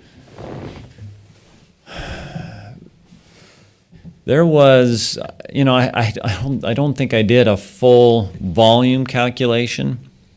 I mean, it takes a lot of design to get to that point. I did do it for for just splitting off one half of it, and we lost 5 acre-feet. If I have to split off, take the other half, I'd probably lose another 5 acre-feet. So I'm going to guess that if we put a soccer field, lacrosse field at this location, it would have at the most 12, 13 acre-feet of storage. In that 6 acres, or is on that piece of ground, on that same piece of ground. Yeah, so it would be much, like I say, we lost 5 acre-feet of storage. We lost 5 acre-feet on the one half. If we did the same thing on the other half, you'd probably lose another 5 acre-feet. So instead of being 17, you lose another 5. It'd put you about 12, right? 12 acre-feet. What is Wadman? Around 8? Wadman, I believe, is like almost 40. 40? Oh no, I was thinking Orton. Orton is about 40. Wadman is about. That one's only 3 feet deep, if I remember right. It's probably 12 or 13. Yeah, about 12, 13 acre-feet. Matt, how deep is the current one, retention basin, here on 2700?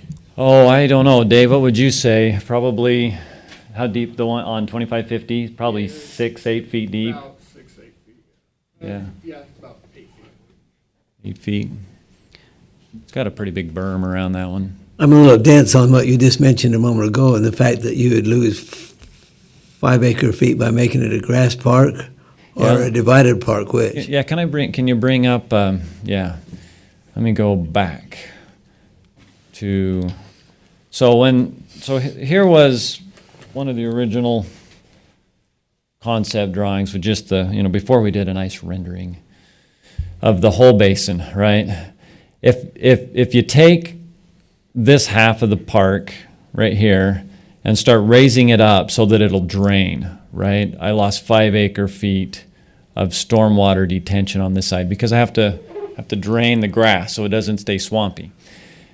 If I did the same thing on this side, I would lose another, I'm guessing, I would lose another 5 acre-feet of storage. And so this facility would have a detention capacity of 17 acre-feet. And if you went and made that an all grass field, it would have a detention capacity of about 12 acre-feet. Does that make sense? And this one has a capacity of 22 acre-feet. And the reason why that is so much larger is because this side and that side are the same level, right? It's just flat. And then, of course, Ben brought up the point that, sorry, John, I don't know what I did there, that in anticipation of a storm, you can always lower the irrigation water a few extra feet, right? And that gives us additional capacity. So you could even go higher than 22 acre-feet, but that's not something we can control as quickly probably as we need to, right? I mean, it would just be nice to have that.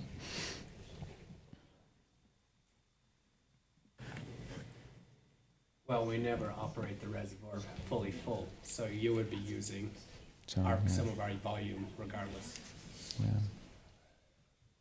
So, yeah, I don't know, Councilman Swanson, I don't know how to approach the request to, look at the cost and the capacities without going into a lot of design, but I know up front it's not going to work, if that makes sense. To get the, 19 plus acre feet of storage at the site, I know I can't do that by making that a grass field, the whole thing. Well, we do know that retention basin gets pretty full on some of these storms. It's pretty deep. So what are you going to do with all that extra water if we shorten it, if it gets shortened?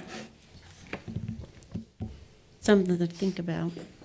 Might not be pleasant, but it's something to think about.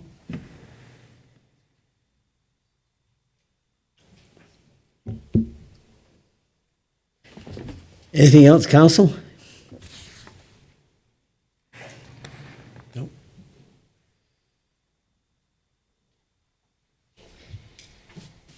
I'd personally like to get some public comments on it. We'd welcome public comments on it.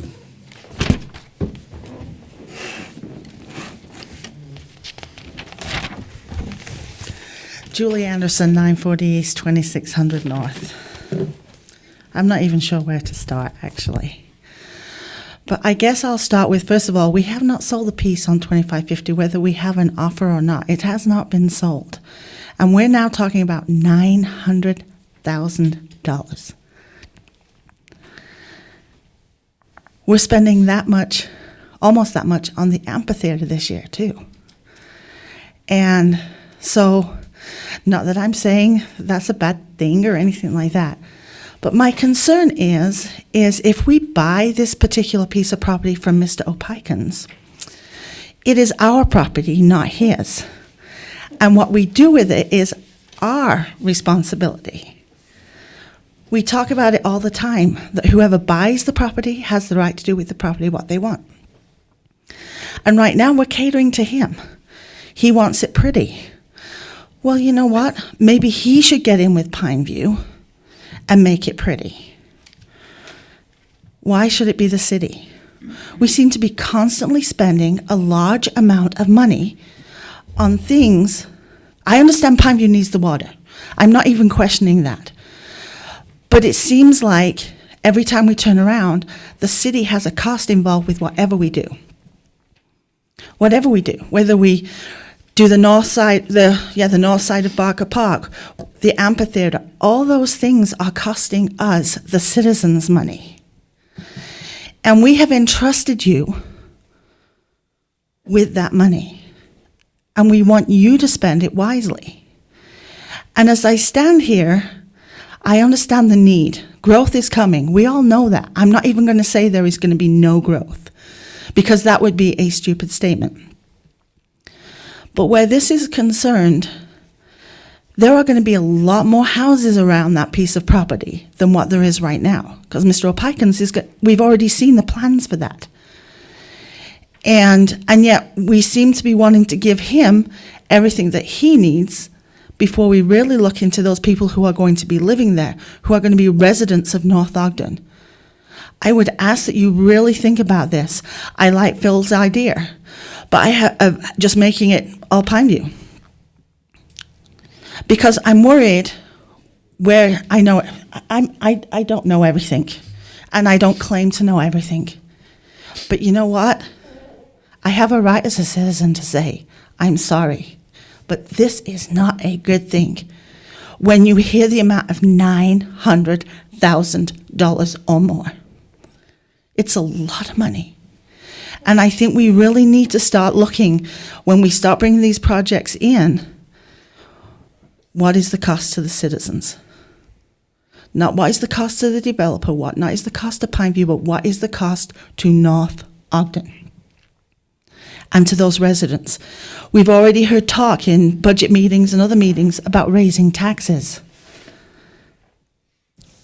It's going to have to happen, I agree. But should it be something like this? No, I don't think so. I think this needs to be really looked at closely.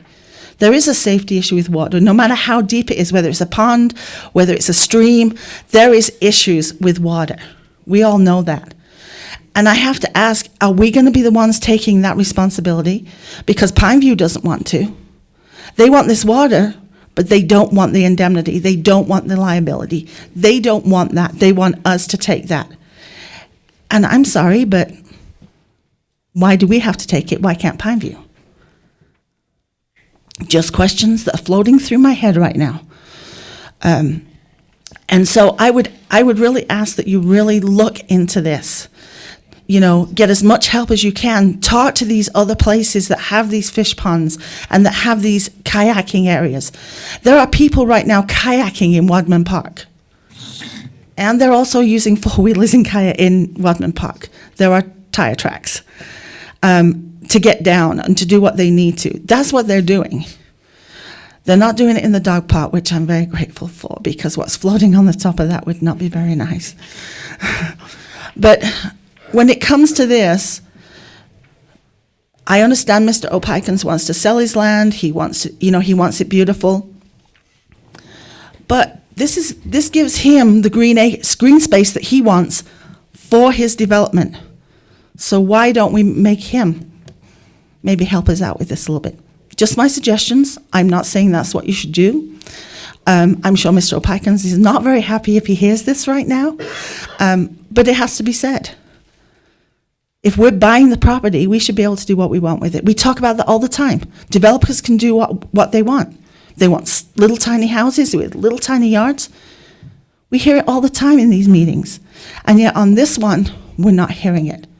This will be the city's property. So let the city have the say. Thank you. Thank you for your comments. Andy Wynn, 2412 Barker Parkway. On this subject, I'll give you a partially educated supposition. I agree with Julie that our prime responsibility is to replace the pond over there, and I would say let's worry about the functionality first, and then if we can put a little walking path all the way around it, but not limit it very much. To me, that's our responsibility as a city, is to replace that thing with a functioning pond that works for us and beautify it around the edges as much as we can. Thank you. Thank you for your comment. Kim Christensen, 2428 Barker Parkway. I wanted to share my thoughts and maybe ask a couple questions because I'm still learning on what's going on here with new things coming up.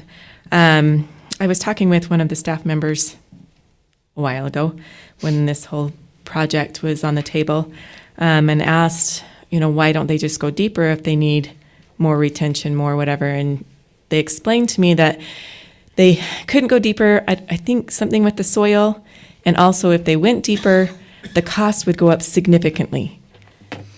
that's what caught my attention, was the cost would go up significantly. So if you're talking about doing a fishery where you would have to take it deeper, who is going to be liable for that cost? Is it going to add upon what is already on the papers for the cost?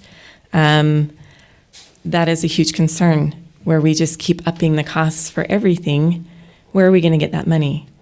Where we're sharing this with Pineview, how come we are shouldering the majority of the cost for this? I guess maybe I don't understand it completely. So there's more insight that I need to know.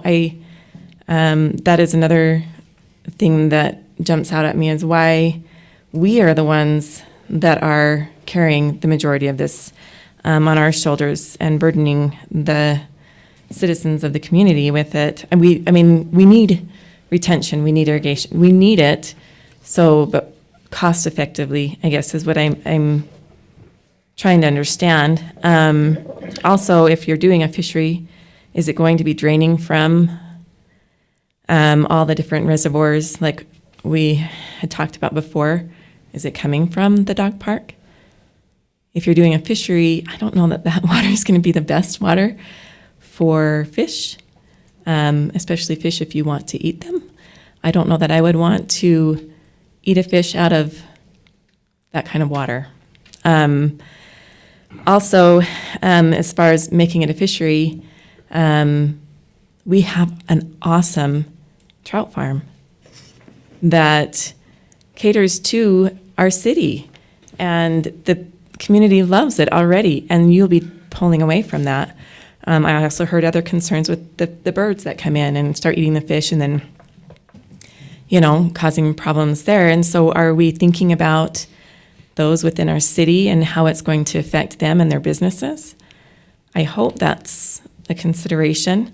And also, if you open it up to allow paddleboarding, I guess specifically is what comes to my mind, because we bought a couple paddle boards a couple years ago. We love to paddleboard, but we don't stay on those paddle boards. So if you're not going to allow swimming, paddle boards are going to be an issue, because I am not very good on a paddleboard, and my kids like to play tricks on me, and I end up in the water all the time. And so that's reality. If you allow paddleboarding, you're going to have swimming. And those are just some of my thoughts, my concerns, my questions. I don't know how you address those, and it's a hard thing. So I know it's a necessity, but are we trying to grasp too much? Sometimes to simplify is the best answer. So, thank you. Thank you for your comments. And those are things that we need to question also. Thank you. Mayor, is it possible that we go back to the cost, John, the cost slide as a joint use project that pretty well lays out who has what cost?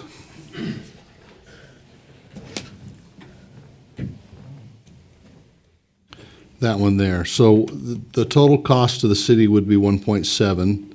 We've already spent about $500,000 of that, so about 1.2 left.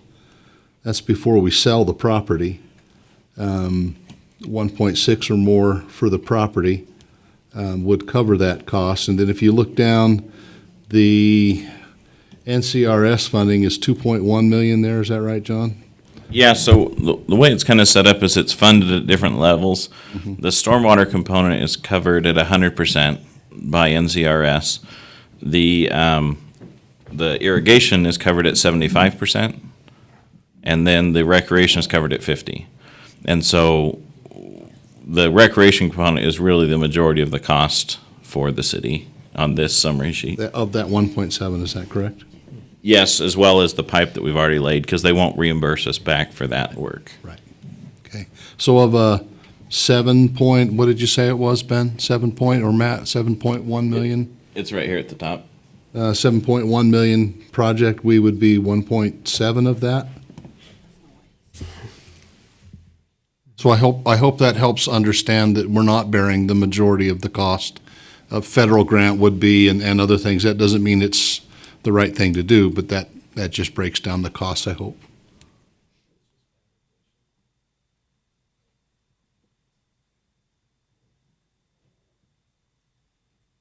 Other comments from the group? Brenda Ashdown, 193 East, Pleasant View Drive in North Ogden. I agree to a large point with Mrs. Anderson, but I also live across from the city shops where you have that little pond area. I don't know the difference, I'm sorry, in retention and detention, but the little pond area across from me that they are going to plant some trees in front of. And that's what my front door looks out at, my front windows. I do also want that to be pretty. And I have to say that they mow it. I was a little sad this last time because there was a bunch of purple flowers in there and they mowed them all down. But they mow it, they do a really good job, it's clean. I really appreciate that. I'm not complaining about that at all. But I do understand Mr. Opikins wanting that to look good, because I want mine to look good as well. I kind of feel like we've gone about this backwards. I think that we have the cart in front of the horse. I think that we have talked about needing Pineview water. We've talked about needing a detention. I feel like we've jumped into this program with Pineview before we looked at all of the aspects of it, of what it was going to cost and what we could do, and we're doing that now. But I feel like we're on a deadline to have this done in a month and a half, and I don't think that was the best way to go about it. And this may be a dumb question, but when they put the fish in there, who pays for that? Is there a fee to the city? I don't know. When they put the fish in there? Or does the state just plant the fish and because they like us? I think Matt knows the answer to that when the council's ready for that. So yeah, the co-op, if you enter, you don't have to, but if you decide to make it a fishery and put fish in it, you can sign a cooperative agreement with the state. I've gone through the pond to make sure it would qualify, right? So that you would actually qualify for under this cooperative agreement, and they stock it for free. Okay, that's good to know, because I wondered if we were going to be charging for that. Who's going to be monitoring the water, whether people are going to get in it or not? Whether it's a fishing pond or a wading pond, you're going to have people in it. Is it going to be monitored at all, or is it just for whoever's there, sees someone in the water, calls the police department? And the other question that I have is why, before this was decided and before this was voted on by the city council, why were those pipes paid for and put in? Thank you. Can you answer the pipe? We put the pipe in because of the developer. We put the pipe in because the council in, I believe, July or June of 2017 actually approved the concept for the park. And so we moved forward with the infrastructure, and then after the pipe went in and we came back for final design, the design was changed. We had an offer on the property, so we had to get the pipe in. So it's, But you put the pipe in before you decided that it was going to go down there. So that's, to me, is what's putting the horse in front of the cart in front of the horse. so again, the project was decided to move forward in June of 2017. The pipe was installed in the spring of 2018 with that budget money that had been approved. So it was moving that direction based on the council approved budget for that year. And I think, and the council approved the agreement for the easement for the pipe and the construction agreement for that pipe. Okay. Kevin Burns, 795 East, 1925 North. Council, I appreciate your frustration and your apprehension with the discussion tonight. We had some lengthy discussions on this early in the year, and I've been sitting in the back anxiously wanting to come up and say, something seems fishy with all of this. And we made some great decisions, we made some progress early in the year, and now suddenly there's some pretty drastic changes. And it really does seem like a good time to put on the brakes and follow the money on this one. There's a lot of money associated with it, and it's all our money. It's the citizens' money, either by way of a grant or the money that we pay to Pineview and the Weber Basin water people, or the taxes we pay in North Ogden City. So follow the money on this one, because something's fishy. Thank you. Thank you for your comment. Sean Casey, 2444 Barker Parkway. And Carl and Kevin's humor, I don't know, the Fruit Loop joke was hilarious, though. Yeah, you deserved the cart before the horse comment today. The first question should have been, how many acre feet do we need between stormwater and irrigation? And then the rest falls into place. I mean, that's the first thing. And the second thing you could have asked is, hey, Pineview, have you ever done anything like this, of which they haven't? And they would say, no, we did. Oh, we better get an expert. Let's go to the Smith Pond guys in Far West and get an expert, because they're doing this on 25 acres.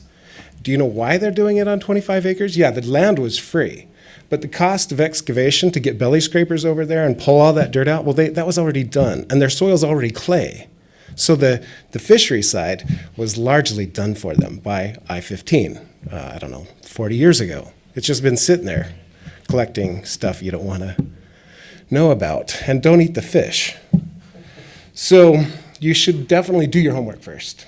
And if you don't know, you should say, I don't know. When you say we should make this a swimming feature, you should say, well, with 200% volumetric changeout every day, what's the water temperature going to be? And you're going to turn to your engineer and say, hey, what's the water temperature going to be of this thing? Is anybody going to want to swim in this? I mean, who likes to take ice cold showers in the summer from their faucet? Because it's definitely going to be colder than that in that pond with 200% a day, right? Was the volumetric change out?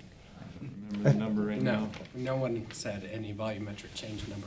Oh, when we had the open house? No. All right, so has that is a function of water going in and water going out. Right. Yeah, we were told. Yeah. So anyway, that affects the temperature. Anyway, it's something we should consider. My point is there were some fundamental things that weren't considered, and we've spent a lot of time on both form-based code, and time is money, and we've spent a lot of time on this pond, and I'm in favor. I'm with Orlif. It should look good. I'm not saying anything like that, but if you want to try form-based code, you should make your code more liberal. And I agree with Phil's position. Hey, landowners who want to do commercial projects should be given more liberties. I actually fully agree with that. And landowners can try form-based code because people vote with their feet and with their wallet. And it's really, the free market lets a lot of this stuff happen. So maybe loosen the grip. Thank you. Thank you. Hurry up, beat Jim. That's good. Oh, yeah. Sorry, Jim. I ran up. Yeah. Charlotte Ekstrom, 955 Deer Meadows Drive. I've just been listening to this, and mostly what I have a question about is just the presentation of the data. It's kind of hard to understand. I would really like to see all of the numbers presented kind of more in a table, cost benefit, option A, option B, option C, just so we can lay it out and actually look, what have we already done? What can we already use? What are, other monies that can come in, and what do those entail? What are the stipulations that come with that money? So we can actually make a more informed decision. When I see this, as an accountant, I don't look at things in this form. They're in much more of an Excel spreadsheet kind of thing. So if there's some way that we can actually look at these numbers so that we feel like we're kind of grasping what's going on, I think that would just be helpful for all of us to really understand. So we really understand what options we're weighing between. So anyway, I don't know if anybody wants to take that on.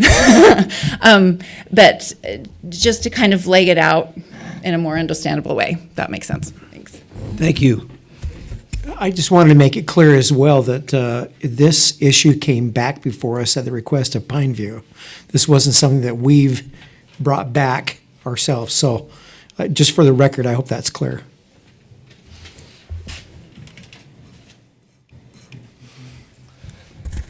Jim Erie, 1615 North Mountain Road, and that is in North Ogden on the south boundaries. Just a few thoughts. One thought would be, and I don't know how feasible it is, but if we do need more water storage, a thought would be to make that pond bigger, the detention basin bigger where it sits. Another thought is that we did accept an offer on from a company that was going to develop that property. And as I recall, they gave the city like $50,000 in earnest money, and then they were going to build. And we had not seen financial statements on that company, and so we didn't know if they really had the financial capability to build that project out, to follow through with it. I personally was on the council at the time. I went home and researched the company. It happened to be a very large company, and they did have the financial wherewithal to do it, but my understanding is they backed out of it now. So we now have another offer. I think you need to look at the financials of that company and find out if that other offer is a legitimate offer. Can those people follow through with it? To address, and I thought one of you might address Mrs. Anderson's comment about if it's our property, we can do with it what we want. Right now, it's Orla Peiken's property, and he can do with it what he wants, and that includes not selling it to you if you don't do it the way he wants it to be done. And the sales price, unless I'm mistaken, would not involve cash layout from the city, but would involve a concession to Mr. Opikins that when he builds homes down there, that the fees would be waived. And that's how we would come up with the property. It's not a gift in the true sense of the word that he's just being a good guy and going to donate the property to the city. There's some strings attached that the fees would be waived on future buildings that he built if he gives us that piece of property. Now, I'm concerned that we would be considering even making a park out of a detention basin when we still, year after year after year after year, talk about finishing Barker Park. And it doesn't get done. And we've talked for years about let's put volleyball courts there, let's put some pickleball courts there. Well, we don't find the money to do it. And so I'm concerned that we would want to talk about another park when we have a park that's unfinished still, and we need to spend money on it. Another concern that I have, I invite all of you councilmen to drive 1700 North and tell me what you see in the canal, or in the ditch that comes down there.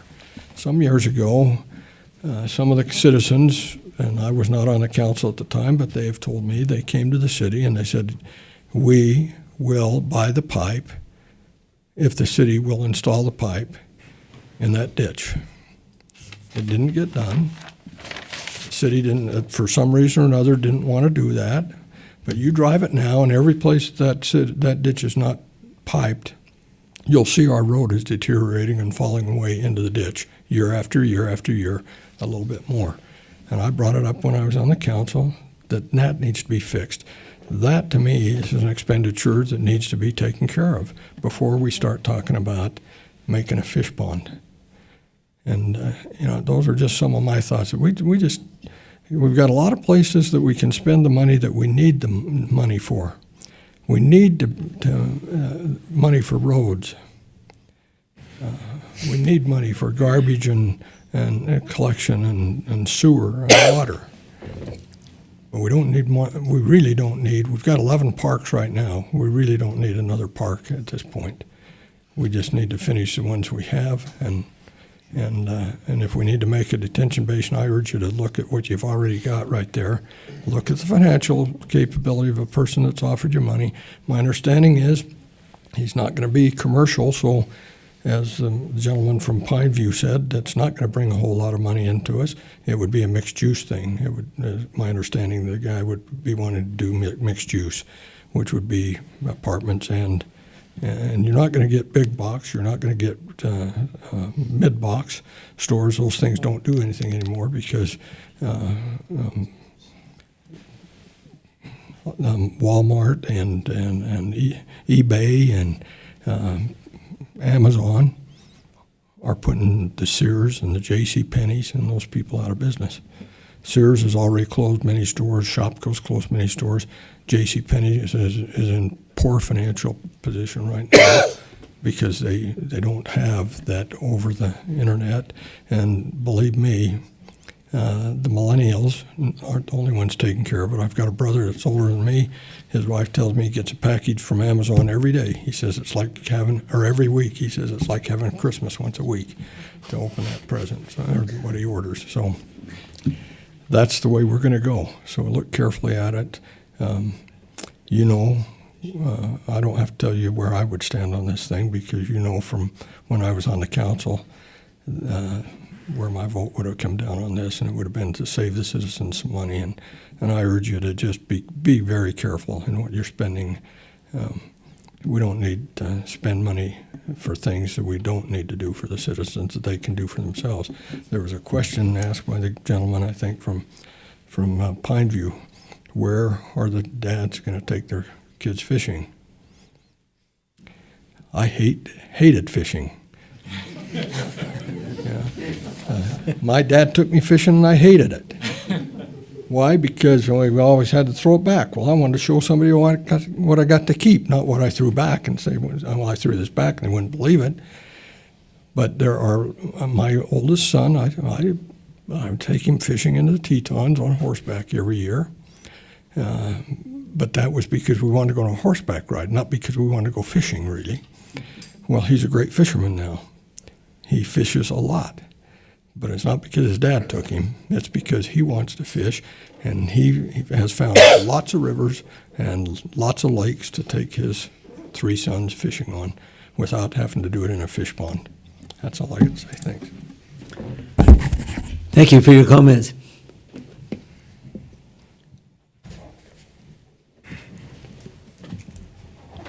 Eric Thomas, 875 East, 3588 North. You know, this thing was brought up, I think it's important to remember, this was brought up because the city was looking for places to make money. How do we get money into the city so we're not taxing residents, not raising prices? And the city has those 6 acres over there that can potentially be commercial property or whatever that can generate more dollars for the city.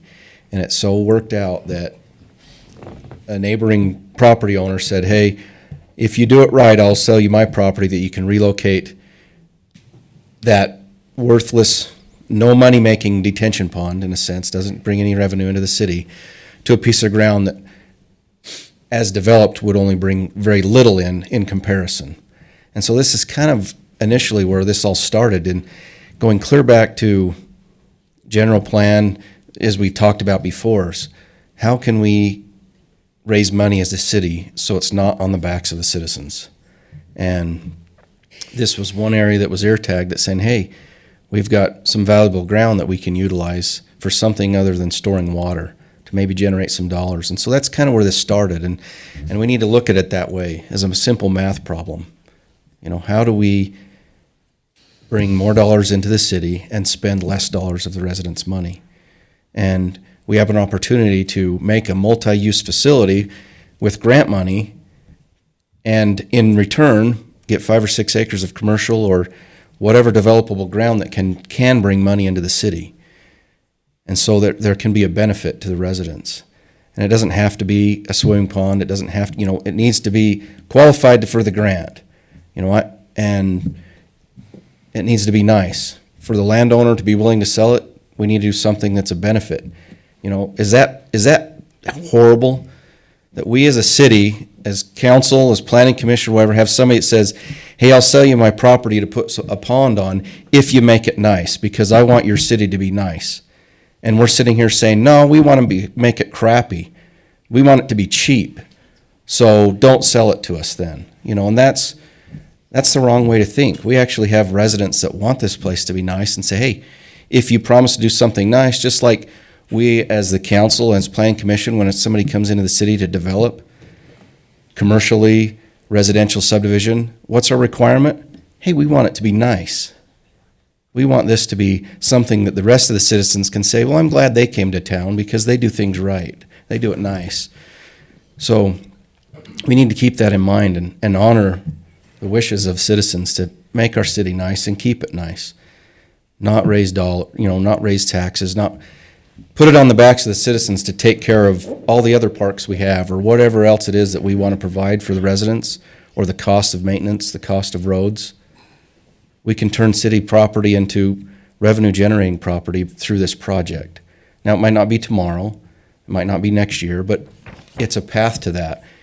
But if we don't make an effort to do it now, that property will be developed and the option may go away. Just like Pineview said, they may not be able to put a pond somewhere, We have an opportunity to be able to save some of our developable property in the city for the city to make revenue off of, to benefit the citizens. We can plan for that and what that will be. We don't need, I guess we're at the benefit of, we don't have to have somebody write a check for that property today and then go find where we're going to put the water, because it doesn't work that way. Nobody will buy the property if it's a pond and say, oh, if I go find somewhere to put the water, then you'll sell it to me. So we have an opportunity to do things right and plan for it. And so the other comment is, to maybe some of the people don't understand the process that this has all gone through, is, as I understand the grant, it's been a gradual process. First you apply, they give you a little bit of money to do design work. Then you do design work and you say, hey, this is our idea. Would you give us a grant if we did this? And then it's a stepping stone. So we can't approve an entire project like we have now and got the grant or permission for the grant right out the gate. It's a progressive thing. And so each step, gives us more. And now we're at the point now we can actually do the design. We've been given the opportunity to have the money paid, the design work paid for, so we can qualify for that if we build the thing that fits within the box that's required for the grant. And that's what we need to do, make it a multi-use facility. I'm not a proponent of another grass field, park. I think it was talked about when this was presented, I know at least to the Planning Commission, what seems like years ago, a grass park there would cost the citizens more money than a water recreation facility. Less to mow, less to maintain. So for the actual cost to maintain it. Now, a lacrosse park or soccer field there might get used more than a water facility as well. So those costs could be offset, I don't know. But I just want you to understand where where I stand on it, and I think where we saw it as a planning commission before is this is a benefit to the city. And when this started, since I was around when it was first talked about, is this was initially started by the city of opportunities and areas where we can have property or create things for the city to make money, so it doesn't fall back on the citizens to say, hey, because we didn't want another park or we wanted to keep a detention pond next to our highest trafficked road, we're going to raise fees and taxes to pay for all the other amenities that we provide in this great city. Thank you. Thank you for your comment.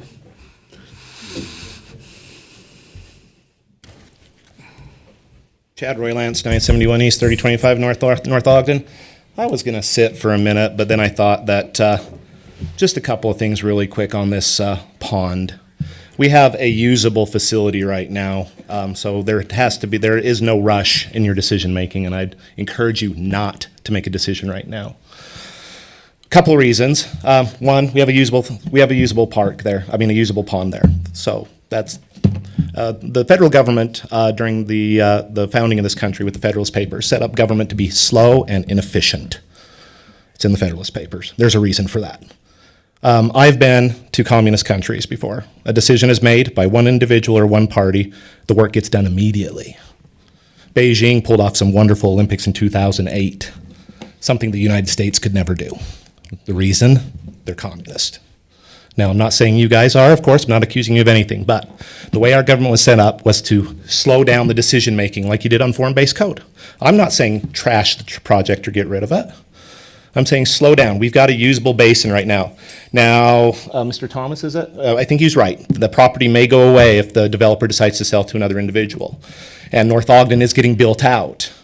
But this isn't something that needs to be done right now. I didn't want to bring emotion into this, but I lost a cousin to drowning in a public facility that had a no swimming sign posted. No liability on the city. City was clean and clear, went to court. But what didn't happen is that what effect it had on the people that decided to put that no swimming sign there and open that up to the public. Now that's playing on emotions, and I'm sorry, but that's just the truth of what's happened. That was clear back in the 80s.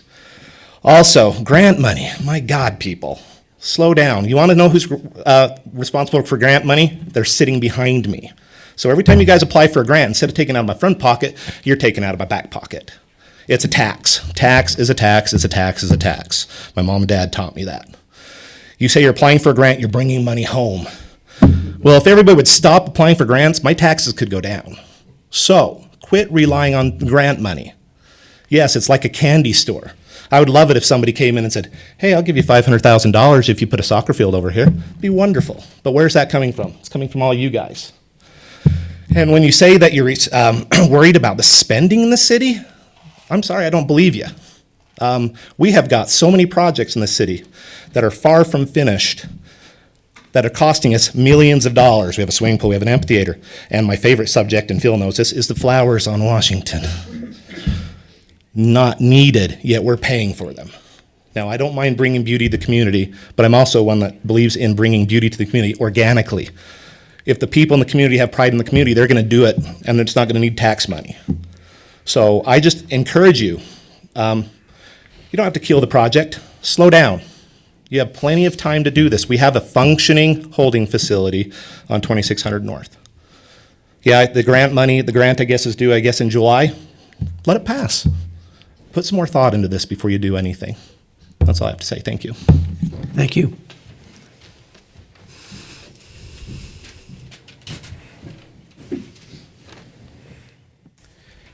Hi, my name is Ryan Forsyth. I'm currently developing the corner of that new 300 East Road.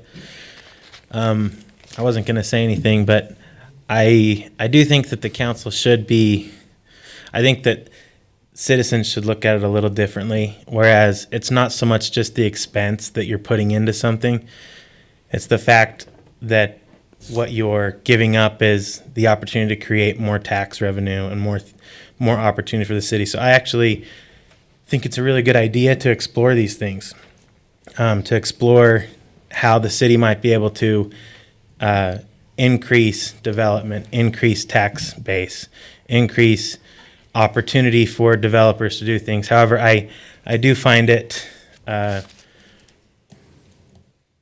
do think that there's probably better ways. You know, I don't think there's a lot of developers that know that this is even an option. I don't know that, you know, for me, for example, I've spent hundreds and hundreds of thousands of dollars and 3 years' time trying to get landowners to agree and dedicate property for a road that essentially gives access to this pond, and makes it so that this pond becomes usable. And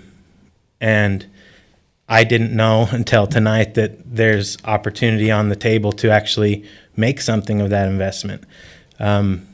I think that there's a lot of people or developers that might be interested in that, and maybe the price goes up, who knows?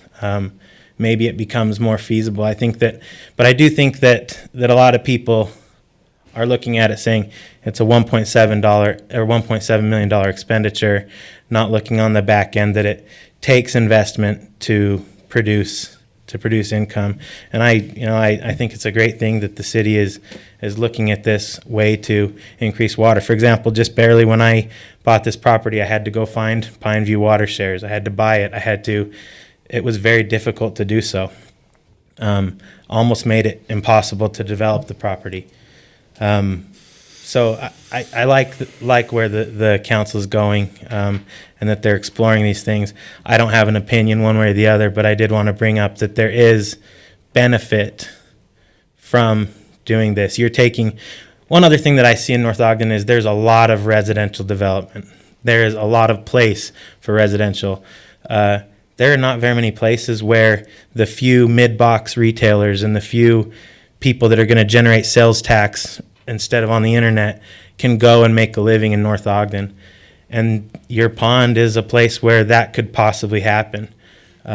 So, you know, I think that it's a wise move to explore, but I do think it would be worthwhile to I guess, inform all those interested or all those that are developing so that you get the highest price out of the property and the highest and best use, that whole 20 acres is developed together, or at least with a certain plan that maximizes the city's benefit from the property. Thanks. Thank you.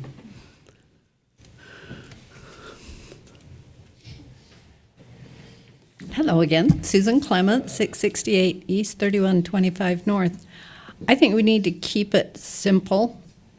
I think, can we just have a retention basin and the Pine View Water Holding Facility, put a fence around it, plant a lot of trees, put a walking path around it as our part of the recreation kind of thing, and call it good. It'll look nice, put the trees up, put a walking path, so it's recreational, and you got your pond. Can we do that? Thank you. Thank you.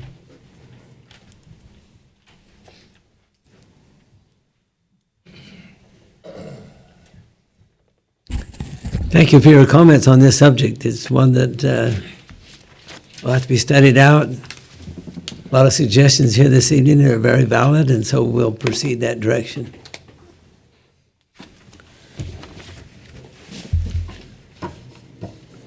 Next item on the agenda is item 4, discussion or action to approve amphitheater Phase 2 construction. Presenters John Call, our administrator and attorney.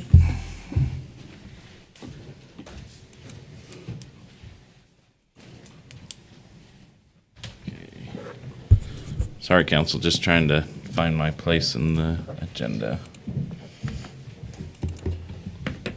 Okay, so, council, as you know, we received the ramp grant for the $312,779. And we brought to you kind of the original estimate from the contractor on what those things would be, which items would be the highest priority. And based on the council's recommendation on that list, we've brought back essentially a firm bid from the contractor now. They've gone out to the subs and gotten bids on things.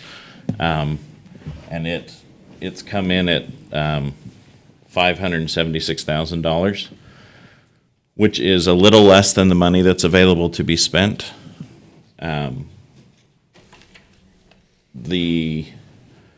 And that was done intentionally, particularly for this item here, Division 11 theatrical equipment. The recommendation from staff is to use whatever's remaining of that budget after the HVAC and electrical and things are put in, and we know there's not going to be overages on things, to buy the curtains and do those other things with that remaining money. It's roughly about $70,000 that would be left over for that.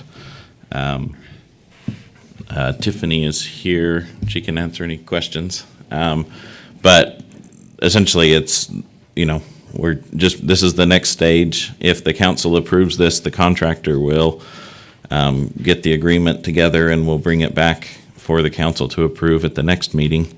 And they will start construction and be done in, their construction schedule is set for 3 months. So what questions do you have for me about this? Sound in.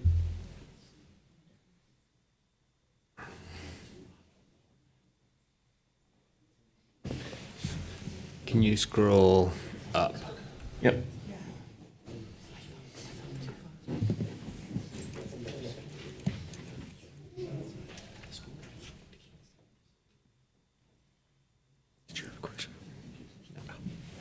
Could we have Tiffany come up and help us understand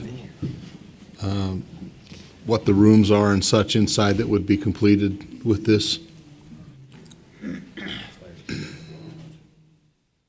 So inside the facility, off to the right-hand side, there's men's and women's dressing rooms. There's a mechanical room. There's a green room for performers. Then that's kind of the middle of the facility. Off to the other side, there's office space, a custodial closet, and then the scene shops. This would complete the interior of those rooms, with the exception of the items that are down at the bottom of this list. The coiling doors would not be put in on the interior. It does not include the audio for the facility. And then theatrical equipment would be put in as there are funds left available. Thank you. You're welcome. Any other questions for Tiffany? Tiffany, I don't know if you can answer this, or maybe this is a question for Ryan. Can you explain what a dry system is as far as the sprinkler system? Yeah. So a dry system, it's dry. It has air in the pipes instead of water, basically. We put these in when there's a fear of freezing. So it doesn't have to be heated constantly in the winter. The water stays right at the ground level. And when one of the heads pops, the air drains through, and then that's when the water will fill up. So come over to one of our fire stations. We'll show you what a dry. You can't really tell looking at the pipes. It works just as well. It actually is a little slower, but in fear of freezing, you can no longer use antifreeze in the lines. So we got to do it with air. Thank you, Tiffany. And so because of that, council, the only room that would be heated year-round would be the mechanical room, where the riser comes out of the floor. There'd be a heater in that room to keep it warm enough so it didn't freeze.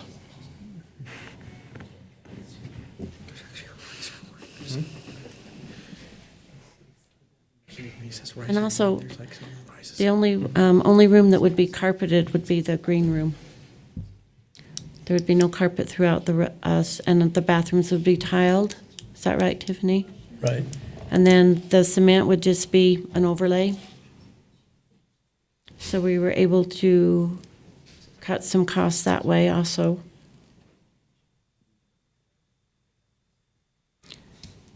And then we also we're talking about just putting what was necessary as far as the mechanical to get it all there, so that when the funds were there, it would be in place to go forward with.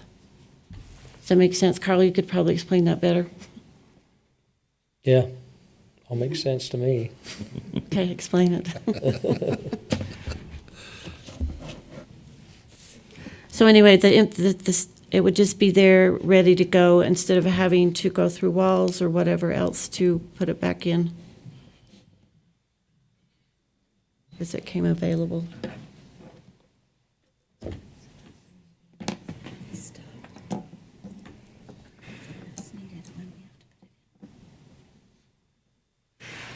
So we went through with what was absolutely necessary and what was maybe a want that would come later. Well, at this point, it's a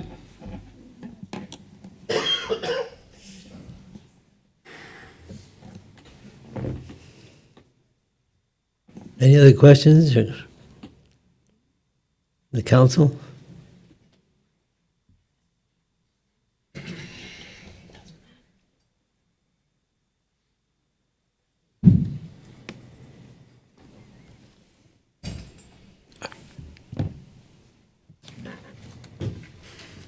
This is an action item, so council, I would entertain a motion. Mayor, I'll move that we approve the amphitheater Phase 2 construction as we've discussed. Second. It's been moved and seconded. Can I ask a quick question? question? Yeah. And this is more for maybe Tiffany. Later on in your report, you're saying we're doing movies in the park. I know that's not inside the amphitheater, but is it out of the construction zone? So I just want, I'm curious. We are going to put the screen actually inside, but we've talked with the contractors and we will keep construction to the outside of this stage so that we'll be able to do that. Okay. Any other questions? Been moved by Councilman Swanson to approve the interior construction of the amphitheater. It's been seconded by Councilman Turner. Begin the voting with Councilman Swanson, Yes. Councilman Barker, Yes. Councilman Severing, Yes. Councilman Turner, Yes. Councilwoman Stoker. Yes. Motion passes. Thank you. Next item is a public hearing to receive comments from the public regarding the proposed North Ogden City budget for fiscal year 2019-2020. Presentation will be given by Evan Nelson, Finance Director.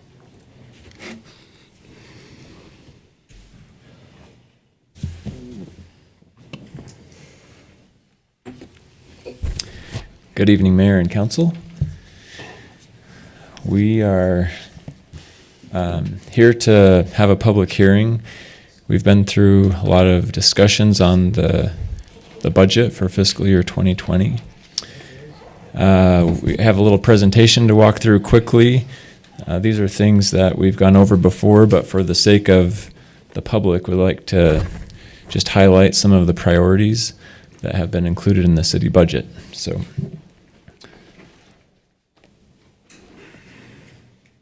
Oops.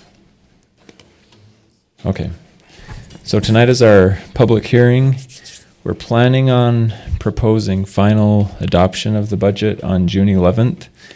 We're still waiting for our property tax rate to be sent from the county, so we think we'll have it by then, but we'll plan on that and let you know if that needs to be bumped back.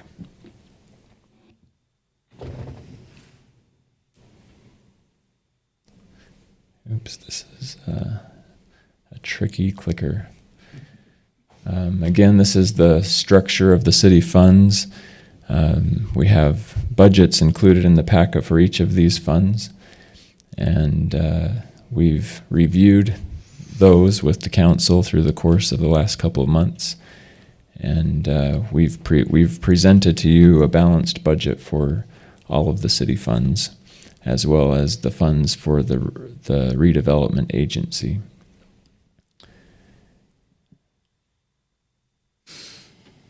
So we'll just highlight the proposals that have been included. Boy, this is hard. Do you want me to do it? Sure. Sorry. Okay. Start here.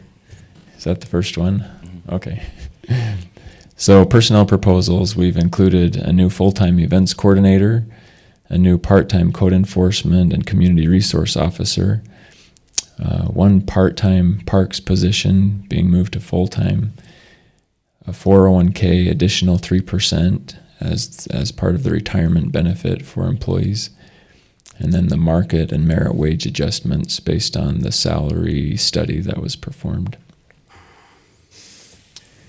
General proposals include an update to the city code. Part of this is an update to the zoning ordinance. And when we talked about that as a council, you requested that we include the full city code, not just the zoning ordinance. So that's been added. We've included the portable and in-car police radios. And then we've made an adjustment to our budgeting approach related to the motor pool so that vehicle parts and fuel are budgeted in the various departments rather than having it combined in the motor pool fund. Equipment proposals, we have a new map scanner to help with our records retention. Continuation of the vehicle rotation program that was started about a year ago. A new hydraulic press for the shop, 2 lawnmowers in the Parks Department, a Polaris Ranger in the Parks Department, and a stormwater basin tractor and mower.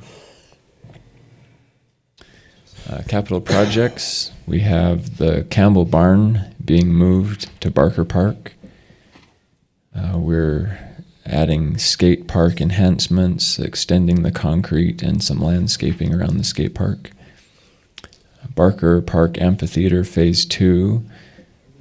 We've budgeted for that That's just what the council talked about, but because it goes into the next year, we have to roll the budget over for anything we don't spend in June.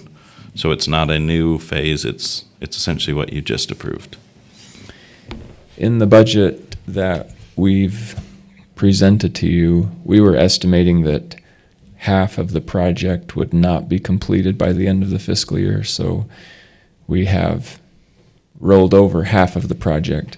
We're not sure, I guess, exactly how that's going to fall, so we may need to revisit that number as we get closer to the end of the fiscal year. Next is Parks Building, a minor remodel of the office space there and the addition of a secondary exit. Next is the Police Building feasibility study that will help us to explore the possibility of building a new police building. New picnic tables at North Ogden Park, a renovation of the field at Oaklawn Park, a new restroom at Lowman View Park, and the installation of a surveillance system across city facilities. A continuation of capital projects are road maintenance. We've included $500,000 toward road maintenance. Of course, our transportation funded project, 400 and 450 East Washington Boulevard widening. We've included street lighting, the White Rock debris basin. That project is continuing into the next fiscal year. An expansion of the Public Works storm basin. In the water department, 3 new PRV stations and a new water reservoir, as well as well house upgrades, and then continuation of our sewer relining projects. So that's the list of capital projects. Is there another slide after that, John? Okay, so that's the summary of budget priorities.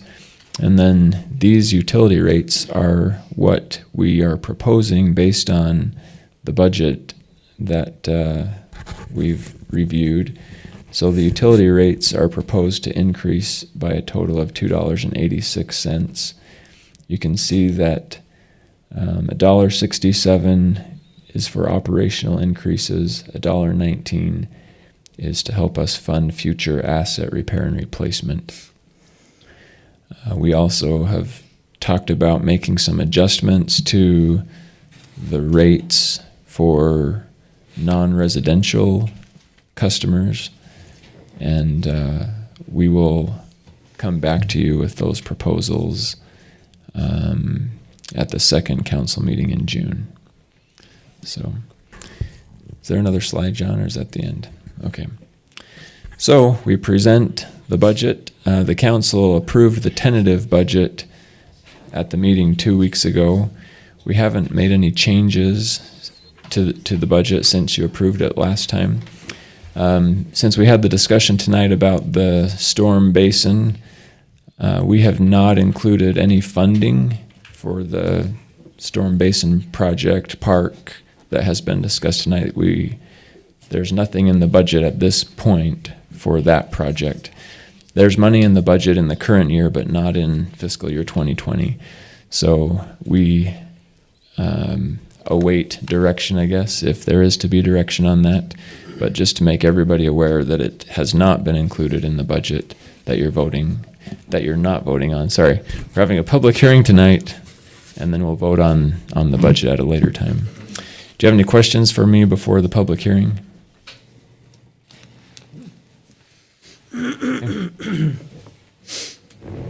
Okay, we now open for a public hearing. As he mentioned, this was presented a week ago and approved as a tentative budget. There's been no changes in the budget, but we would, if there's anyone who'd like to make comments, or this is a public hearing for the budget. Go ahead, ladies first. Brenda Ashdown, 193 East Pleasant View Drive in North Ogden. If I understand it right, and you pass this budget, the detention pond across from me gets fixed and I get my trees? Go for it. Thank you. Kevin Mertz, my stuff's on record still from every time before. I've sat through a lot of your budget meetings and sat through those with you. And from the first one where you started off $700,000 in the hole, and 36 minutes into the meeting mentioned a 50% property tax increase to where we are today with a balanced budget. Good work, and thank you for what you put into it, and thank you to your department heads for the hard work that they put into it. And thank you for taking care of those law enforcement officers. Cars, radios in their cars, that is awesome. All the way into the 21st century. That's great. Thank you. Thank you for your comment.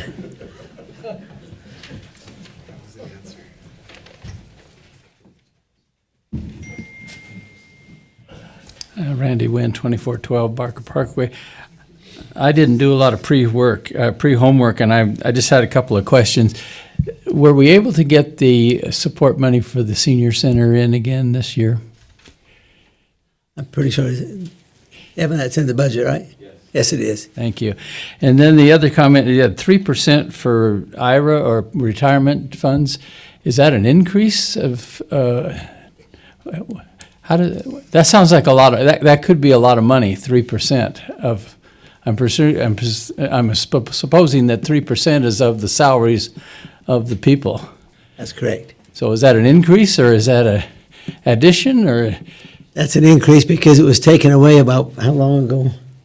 In 2010, I believe. 2010, that was taken away because of budget restraints.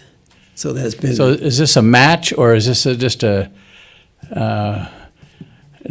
granted to their retirement funds? It's part of their retirement funds. It's a guarantee. It's a guarantee, and is it on top of retirement funds that are already there? That, in other words, what does 3% represent? Is that an addition, or is that a total? That's a lot of money. I'm sure it comes out to a big number. There's a 3% match, and this is a 3% on top of that. Well, it's a 3% guarantee, and then we'll do a 3% match. Match on top of that, for a total of 6%, huh? And that was taken away then before, huh? Right. Thank you.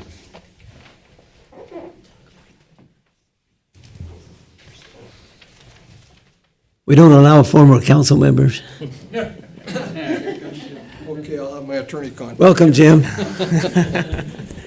Jim Erie, 1615 North Mountain Road, until I go home, and maybe I'll be kicked out by then, who knows.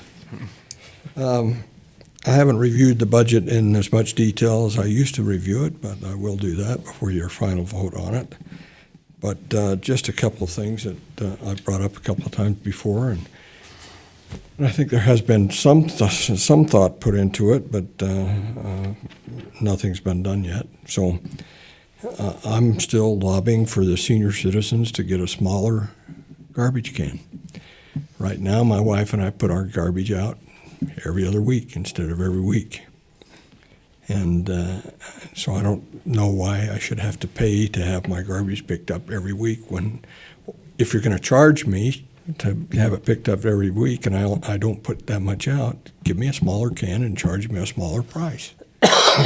Okay, now, I understand that maybe other senior citizens haven't asked for that, but, in the past, we've put out some questionnaires to ask people if they would like that, and I would suggest that maybe a questionnaire go out, and if it comes back and says nobody's interested but me, then so be it. But I'd like to at least see a questionnaire go out. The other thing that I brought up in the past, Logan City has 3 cans. They have one for recycling, they have one for garbage, and they have one for lawn clippings. And right now, our citizens put their lawn clippings in the garbage can, which then are taken down to Weber County to be dumped by weight. If we had a green can and could work a thing with Republic or whoever's doing our stuff now, the people could put their grass clippings in it, and dump it in the green waste facility, we'd save us some money, I believe. It may be an expense in the long run, in the short run, to put some money out for a new can and redo some kind of a contract with Republic, but I think in the long run it'd save us some money if people knew they could put those in the green can and have it dumped in a green waste facility instead of weighed down here at the Weber County place. Now, the last thing, I'd have reviewed some of the things in the budget. Last year I was here and reviewed how much you were paying the volunteers. As you know, we were told when we got flower pots that we would have a volunteer that would water those flower pots. Last year, the cost of those volunteers was $35,000. $8,500 a piece, I believe, for 4 people to water those plants over a 5-month period of time. And I thought, I'd be interested in being a volunteer for that price. So when we started talking about the amphitheater, I said, who's going to schedule things at the amphitheater? And we were told, we'll find a volunteer. Well, we have in the budget a full-time events coordinator, maybe going to do things more than the amphitheater. I'm sure probably will. But it looks like the salary's between $70,000 and $80,000, so I'm really interested in that volunteer job. So I think when we talk about having volunteers, let's not kid ourselves. If it's going to cost us to put an additional employee on, let's say we're going to put an additional employee on and not tell me you're going to have a volunteer and then later put an additional employee on. Okay, so anything else you might have volunteers in mind for, let me know, will you? Because I'd like to know how much that volunteer is going to cost us. Okay? We have developed a vehicle to water the flowers and cut that labor bill in half. Good work, Mayor. Okay.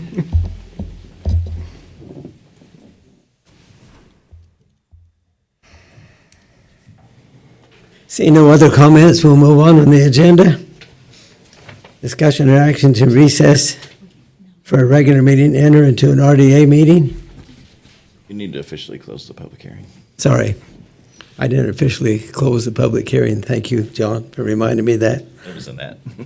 Okay. And then we'll move on to a discussion or action to recess the regular meeting to enter into an RDA meeting. Need a motion for that? Can we back up a little bit? In the past, we've done a motion to close the public hearing. Is that correct? Okay, motion to close the public hearing. Okay, thank you. Second. A motion and a second to close the public hearing. All in favor? Aye. Any opposed? Thank you, Councilman Swanson. Now, item 6. Mayor, I'd move that we recess the regular meeting and enter into an RDA meeting. Second. It's been moved and seconded that we move into from the regular meeting into an RDA meeting. All in favor? Aye. Any opposed? Okay, the RDA agenda is now open. A public hearing to receive comments from the public regarding the proposed redevelopment agency budget for fiscal year 2019 and 2020. Nelson, our finance director. Excuse me.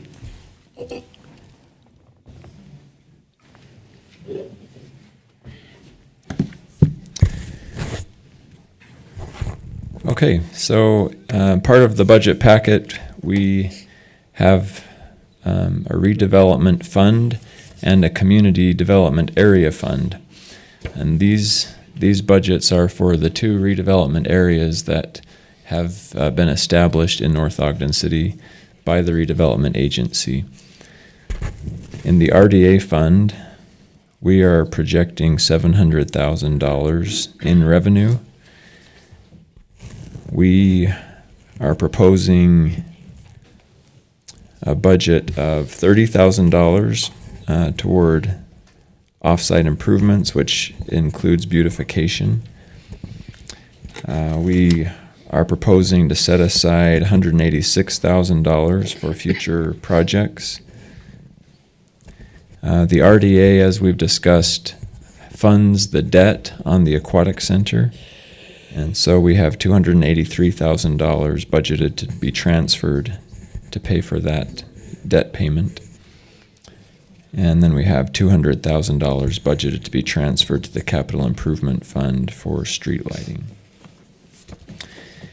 In the community development area fund, this area has not yet generated revenue, but we're anticipating a small amount of revenue generated in fiscal year 2020. We've estimated $20,000, and that is just to be set aside for future projects. We're really not sure what to expect as far as revenue on that, but we've made our estimate and we'll see how the money flows as the year goes. So those are the budgets we've proposed for those two funds, and do you have any questions before the public hearing on that? Okay. Thank you, Evan. Public hearing is open regarding the presentation that's been made on the RDA budget, redevelopment agency budget, to be specific.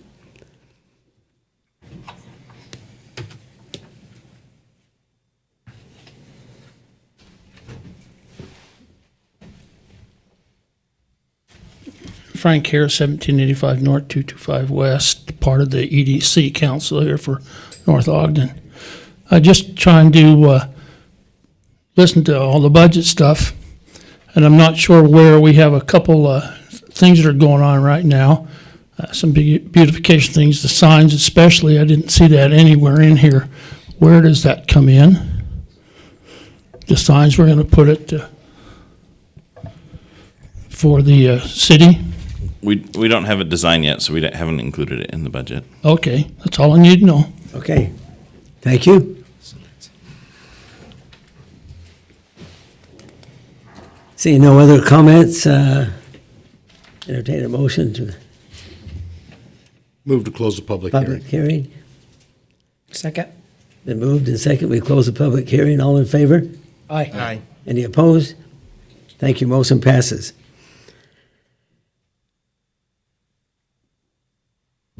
Mayor, I'll move that we reconvene in our regular meeting. Okay, it's been moved that we move into our regular meeting. Second. Been seconded. All in favor? Aye. Any opposed? Motion carries. Remaining of our agenda is any other public comments?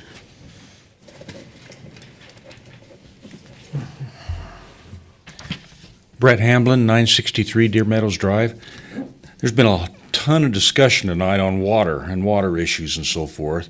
So I have I don't know what you call it, a question, a request, or all of the above or whatever, but there's the stream that goes behind Barker Park, when they, behind the amphitheater at Barker Park.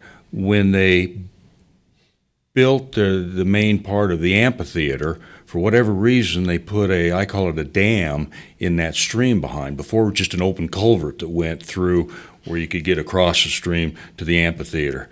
And it's got a gate in it, and it's been shut down. Well, in the last, I'll say a month. I'm going to use a month, and bear with me. I haven't kept exact track of dates of all the wet weather we've been having, but that's been shut down to where it's been, I bet in the last week, 4 or 5 days, it's running over the top, the emergency overflow. And it's about 5 or 6 foot deep, and it's got steep sides. And it's just open there. Wadman Park, I don't know how many of you know or seen or whatever, but there's been a lot of water in that. My wife goes up there more than I do. She says that for about the last week and a half, the whole soccer field's been covered with water. There's been kids in it above their knees playing in it and so forth. And I understand there's other places in the city that there's open water. And I haven't got a problem with that. I'm not complaining. My complaint is, in the last month, I think there's been 3 days that the dog park has been open. It's been locked up otherwise because of, I understand, the water that's in it. Well, I personally have never seen kids playing in there. I've only seen people with dogs in there, and whether it's kids or whatever. When I built my home, and before my backyard was landscaped, we had a pool put in. The city would not let me put water in it until I had some kind of fencing around it. Well, I wasn't ready because the landscaping wasn't done to put my permanent fence in, and they told me at the time, and we had an agreement, all I had to do was have something that would keep a 2-year-old out. And so I put the green posts in with the orange construction plastic stuff around it, went about 5 to 6 foot up, and that was good enough. I could put water in my pool. That all being said, okay, the dog park is fenced, move the latch up above an average 2-year-old's reach, and why can't we have it open to use as a dog park? Thank you. We'll consider that question, thank you. See no other comments? Too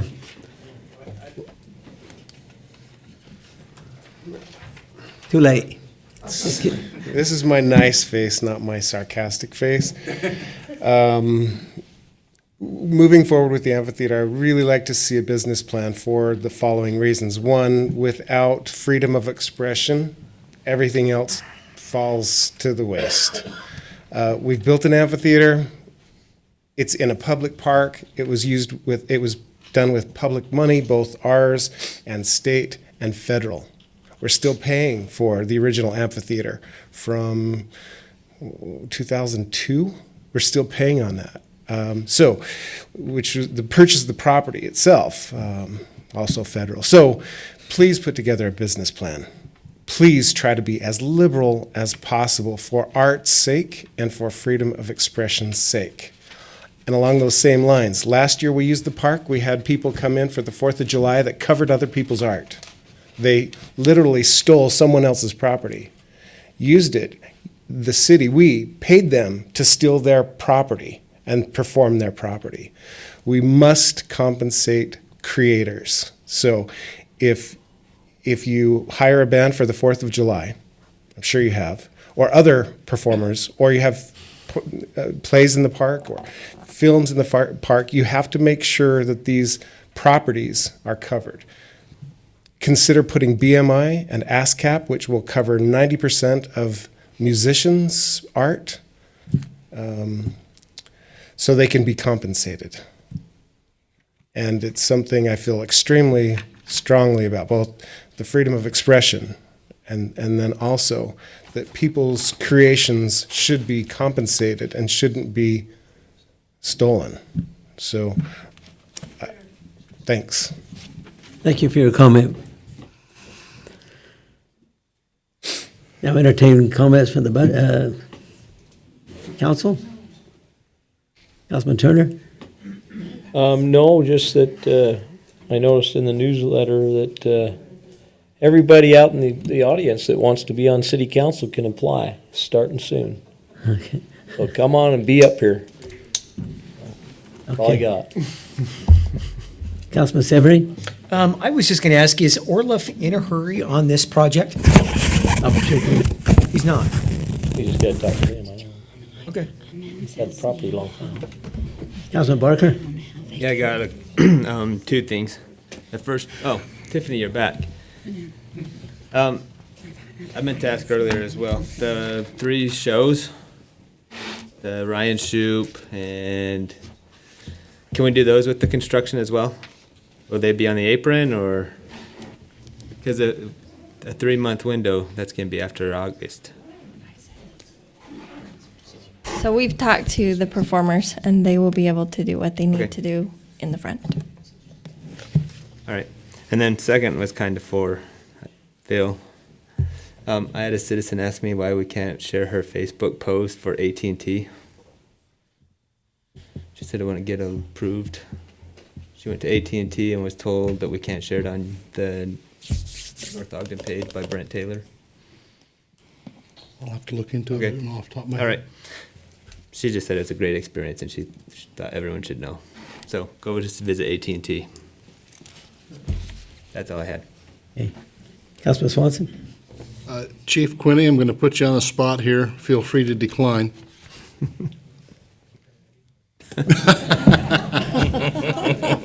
So see you, bye. I'll say that some of the assumptions that were made about the lockdown night are incorrect, because information that cannot be made public for,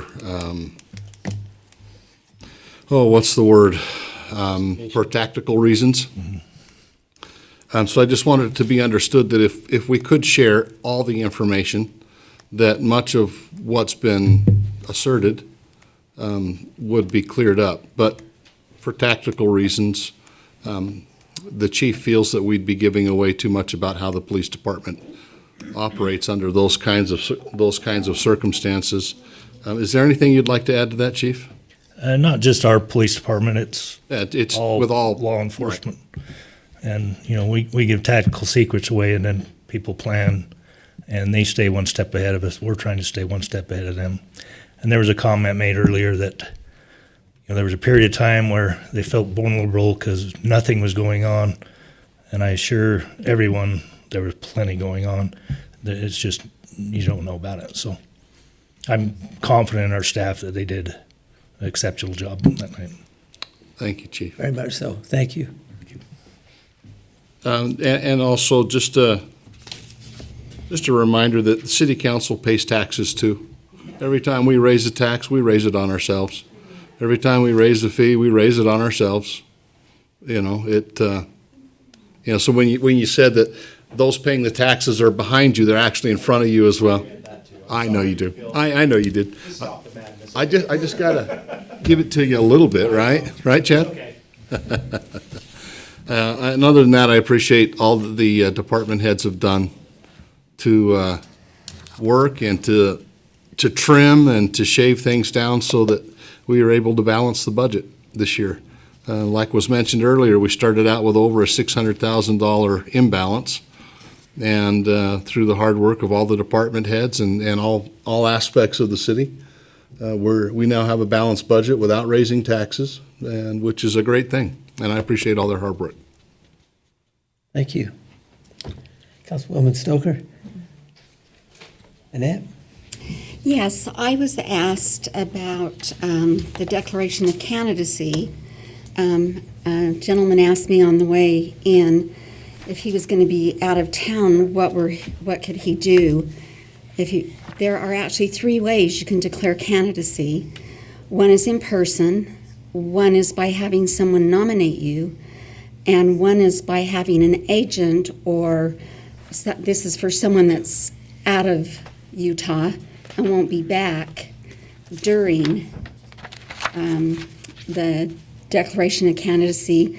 We can do it with Skype, and they can sign the documents in front of me and then email them back to me. So there are 3 ways we can do that, and if you need to have more information on that, please contact me. And declaration of candidacy starts next Monday through next Friday, 8 to 5. And the deadline is 5 o'clock to have your declaration of candidacy completed. So if you come in at 10 to 5, it's going to be pretty hard to do that because it takes nearly 20 minutes to do each one, because I have to go through it completely with you. It's not like when you're voting that you're in the door and that happens. You've got to have it completed.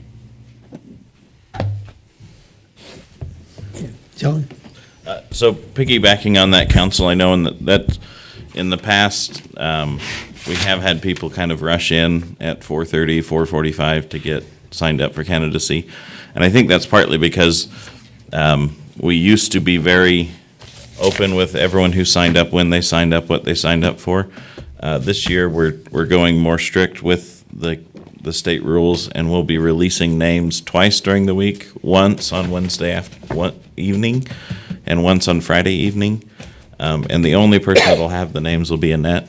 And for lack of a better word, we're instructing staff that if they're telling people who are coming in to sign up, they're going to be in trouble. So, so I guess for your sake, you won't be able to get an answer before Friday at 8 p.m. on everyone who signed up, just because of that rush. We're trying to basically get people to come in Friday morning at the very least. So. Were you looking at me when you said No, no. But Because we're just, I did do that. I try to look at the whole group when I talk, but so that's the game plan, and that's what we've posted it on the city Facebook page and the city webpage. That information, so make sure people know that essentially anytime. If you sign up Thursday morning, your name won't be released publicly till Friday night. So. Thank you. Chief Quinney, anything for this group? Okay. Dave? Okay. Evan? Tiffany? I missed anybody? Yes, no.